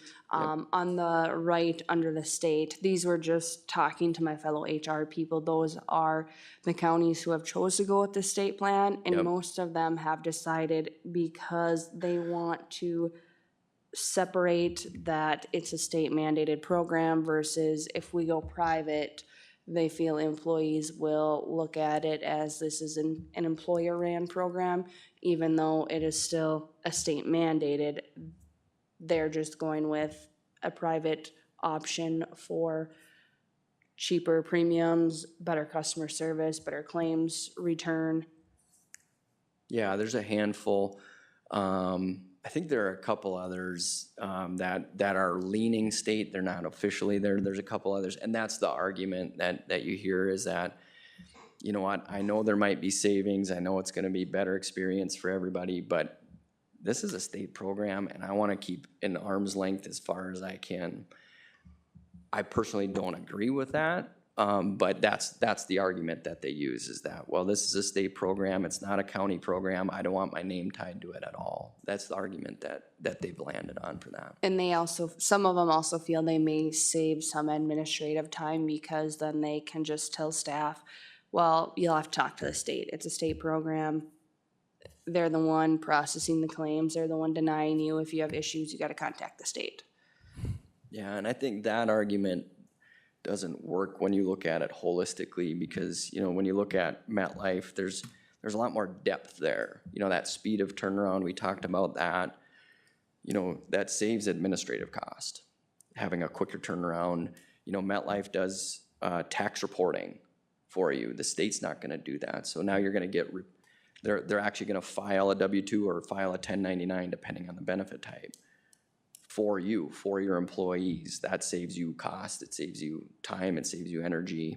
So when you really zoom back and look at it holistically, I think that administrative cost idea, it doesn't really hold water, in my opinion. I have a quick question for you. So you're the broker? Yes, sir. And MetLife is the only line that you run that has this service? No, so we included 20 carriers. There were, I think, 5 or 6 that actually quoted. Some were higher than the state plan. Most were. Yeah, most were. Some were. Who has the double. highest customer service satisfaction rating out of the 5? I guess I can't tell you that specifically. I could get you some references if you want it. Can someone get to us the 5 that responded? Yeah, I have that data. Okay. Yeah, sure. Because obviously cost is a consideration, but if I gotta wait 8 weeks to get a claim processed, yeah, it's not a good consideration. Yeah. Or maybe that's just a, I'm just, what if? Yeah. You know, the way I look at that is, when I look at just the sheer numbers of volume, like other employers across the country, to me, the market kind of tells you that. You know, if a carrier's not doing a good job, they're not gonna keep the business for very long, right? That's kind of how I look at that. Have you ever switched insurance? It's not an easy process. Oh, no, I agree. So kind of once you're in, it's hard to get out. Yeah. I just like to know the 5 Yeah. total companies. And if you can provide that for me, that'd be good for my personal. I'm not certain if we'll be able to get it specific to paid family, but we can maybe get it with similar like disability insurance and stuff like that. And some of those insurance companies who responded to that RFP, we have had insurance with prior, and I can tell you that some of their customer service is not good, which is why we went away from them. Yeah, I understand that. Yeah. Dental insurance might be different than vision or Yeah. the claims process. I mean, I get that, but Because one of them, we used to have our life STD and LTD with, And I basically told Isaac that I would not go with them with paid family medical leave because of how disastrous our claims were with LTD, STD, and life. That's all I'd ask for. I've Yeah. got a question. No, this is a state program. What's the chances of the state changing or modifying this? And how does that complicate, or how do we go forward with that then? Yeah, I mean, that's a $1 million question, really. You know, do they prevent private entities from operating altogether? Maybe at some point. Do they change the rules in which private companies can operate? Maybe. Don't really know. I mean, what we do know is what we have in front of us for the next year and 2 years with that rate. The legislature can act however they wish. Minnesota Deed is the entity, so same entity as unemployment. They're running the paid family program. They have some latitude to make administrative decisions on how they operate, how private companies can operate. But actually, relative to other states, a lot of the program is written into statute. So can this change? Absolutely. I think there's a lot of logical improvements that need to be made. I'll give you one example of that. You guys need to be covered by this program. You'll never, ever get a benefit because your income will not be reduced because of one of these circumstances, because your income as a commissioner is set for the year, right, or for your term. And so you will not lose income because you become disabled or because you have to care for a loved one.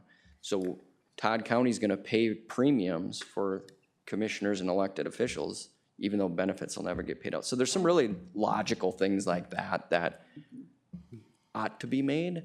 Are there some silly things that could happen? Some big things that could happen? Sure. I mean, it's the state. I mean, you guys know more about working with the state than I do, you know, so could it change? Absolutely. And we'll just adapt to that. And I did provide you guys a list of pros and cons to each that I kind of came up with. Thank you, Isaac, for mentioning that about elected officials. That is definitely a conversation going on in other county with other commissioners because you will be charged and you're not exempt, but you will never take advantage of that program. Which is, Yeah. stupid. That's one of the, It doesn't have to make sense. Yeah. Wonderful, thank you. Yeah, Other thank you. questions? So the elected officials will pay the employee portion along with the county paying the county portion for something you'll never use. you will never use it. Isn't that crazy? It's just nuts. Shame, shame, shame. These are elected officials that put this in place. Yeah, elected. All right. The MetLife, in this case, the MetLife program is less money, and it is all of those pros and cons that you've seen.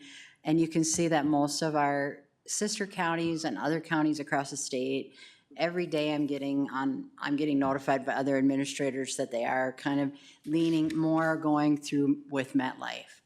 And we need to make a decision at our next board meeting, so we'll be coming to the meeting to ask for a vote on a Well, decision. that's the deal. You bring it to board as an action form and you get a yes or a no. Can you go Okay. up a little bit on that? Who's controlling that? You know what I need personally. Thank you. All right, thank you very Any other questions? You should have paper. I gave you a paper, a copy, Randy. Right there. Okay, that's good. We're good, Commissioner? Okay. Thank you. Thank you. Thank you. Thank you. Agenda item number 4, final item number today is the preliminary 2026 budget and 2026 levy discussion. And come on up.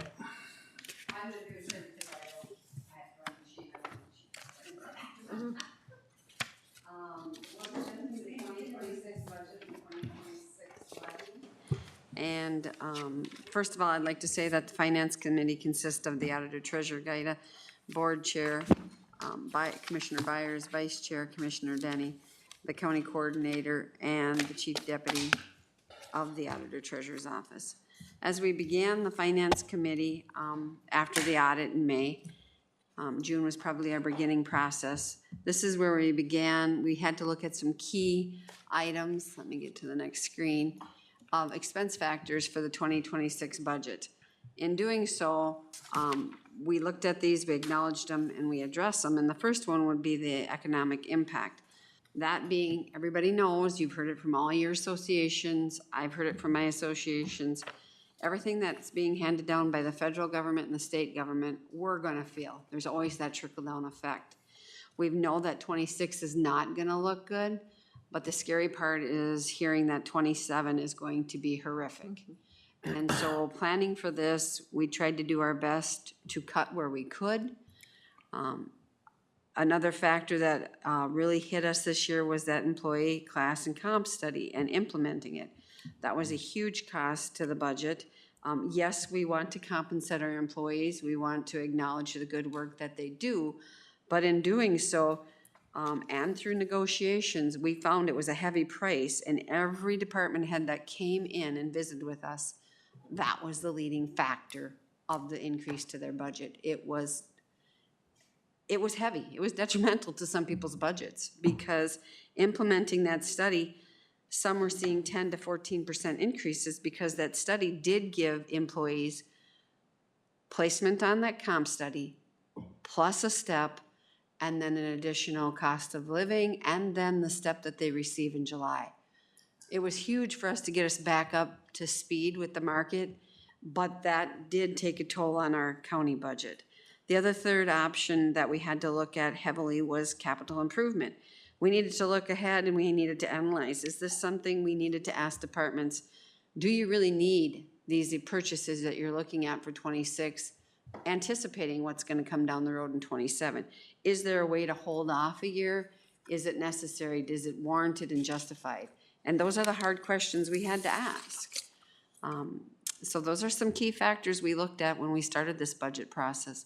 I'll share with the board the time and the public the timeline that we used. Now, after each finance committee, our department, Jolene, types up a very extensive minute and report, detailed, and sends it out to you commissioners for the ones that aren't part of the committee. That way you can be educated and up to speed at what we looked at and what we're going to look at. So on May 19th, that is when we sent all the budget worksheets out to the county department heads so that they could start working on them. Many of them were way ahead of that. They do a very good job at their budgets and they know what they're doing. So some of them are very diligent about, once we send that out, they're done and they're sending them back.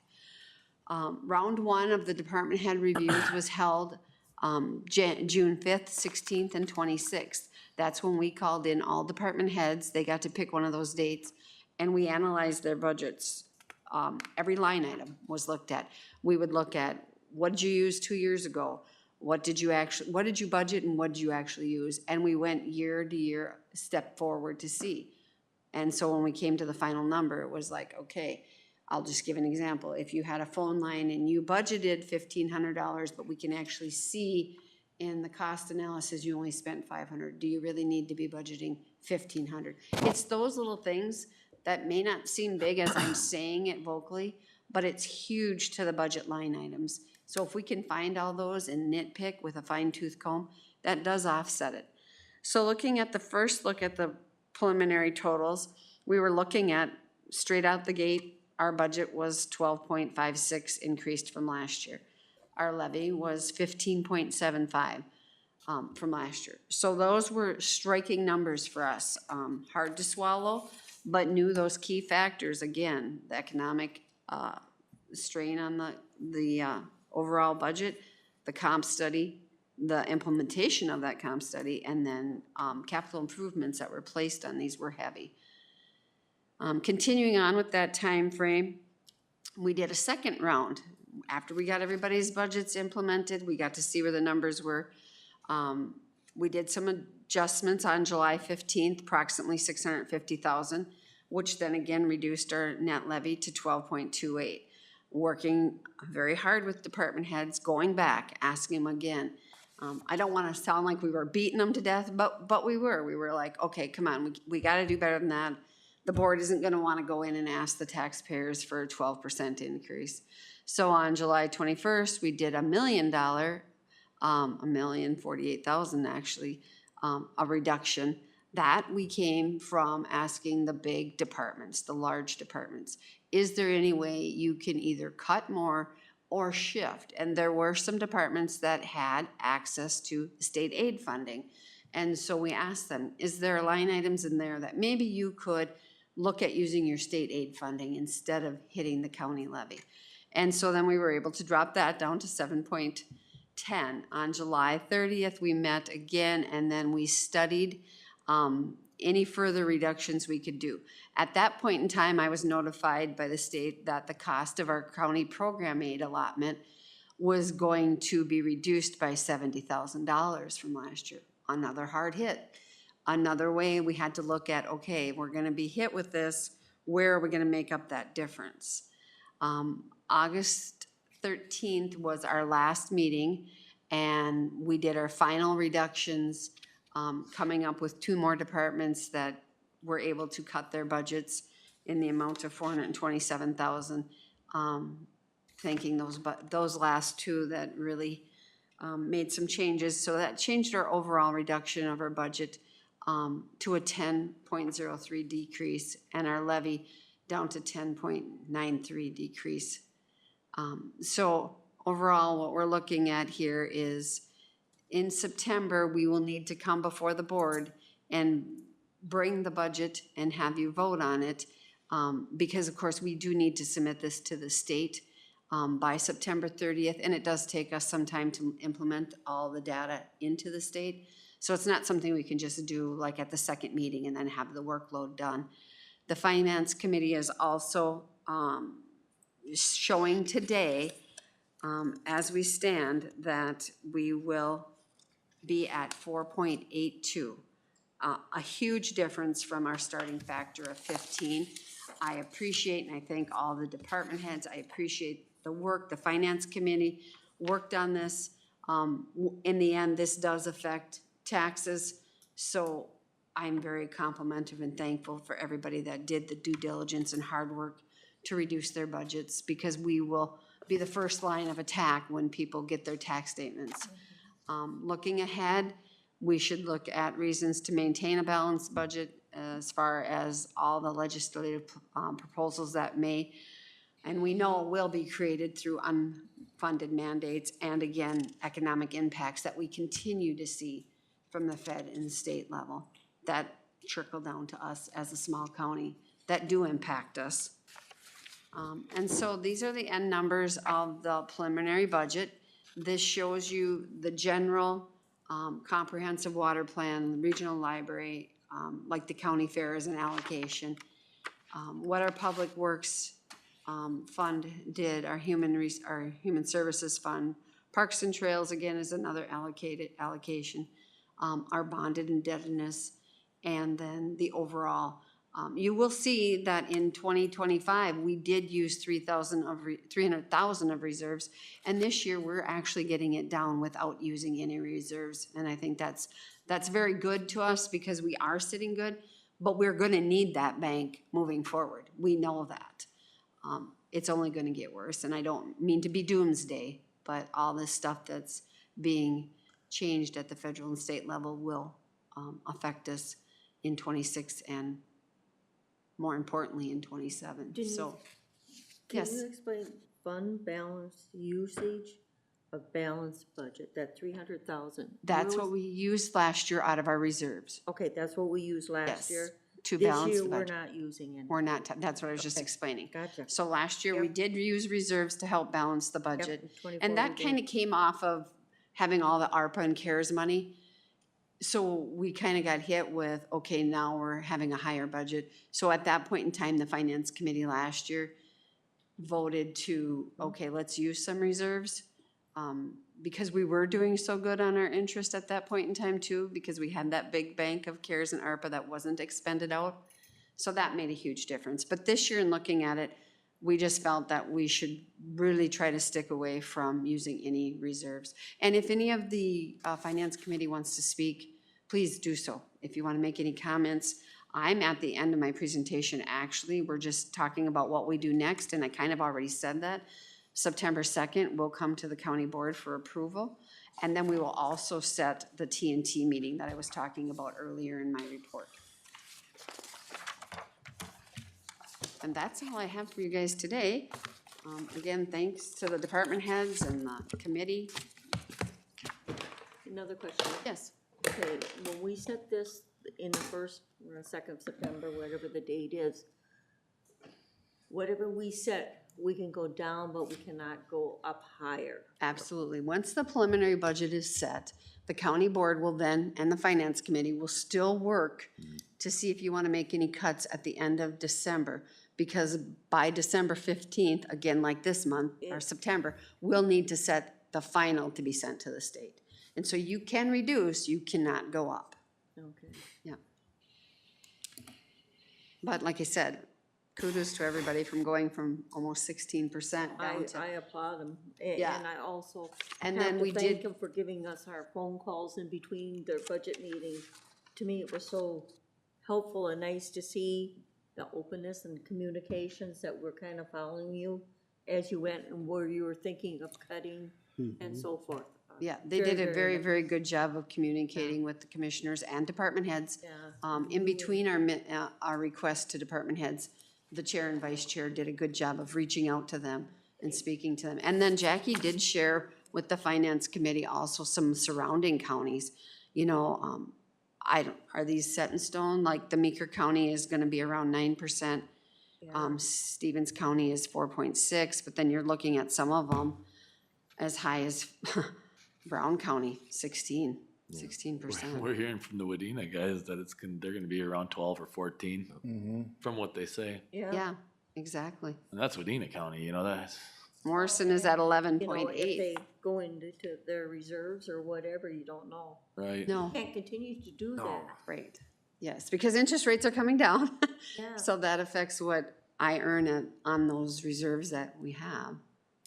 Department heads they were great. They were really great to work with. There was, I mean, what we thought would be some big ass or pushback, they just got to work. I was very, very impressed and pleased that, And some of them that we continued to ask back, we're Yeah. still very open to look for more cuts or They reductions. got creative. A lot of them did get create, and like Randy talked about during the meeting, we were able to like clean some things up and just look closer. Like the finance committee, just look closer line by line, and then by that line again and again and again until. But it was good. I said very, very impressed with the whole process, how thorough it was. So. And they all agreed. They got to live here too. So, I mean, they want, you need to pay people what they're valued at, but also they need to be able to go home and open that piece of paper and be like, oh, great, my whole raise is now going to taxes, so. Exactly.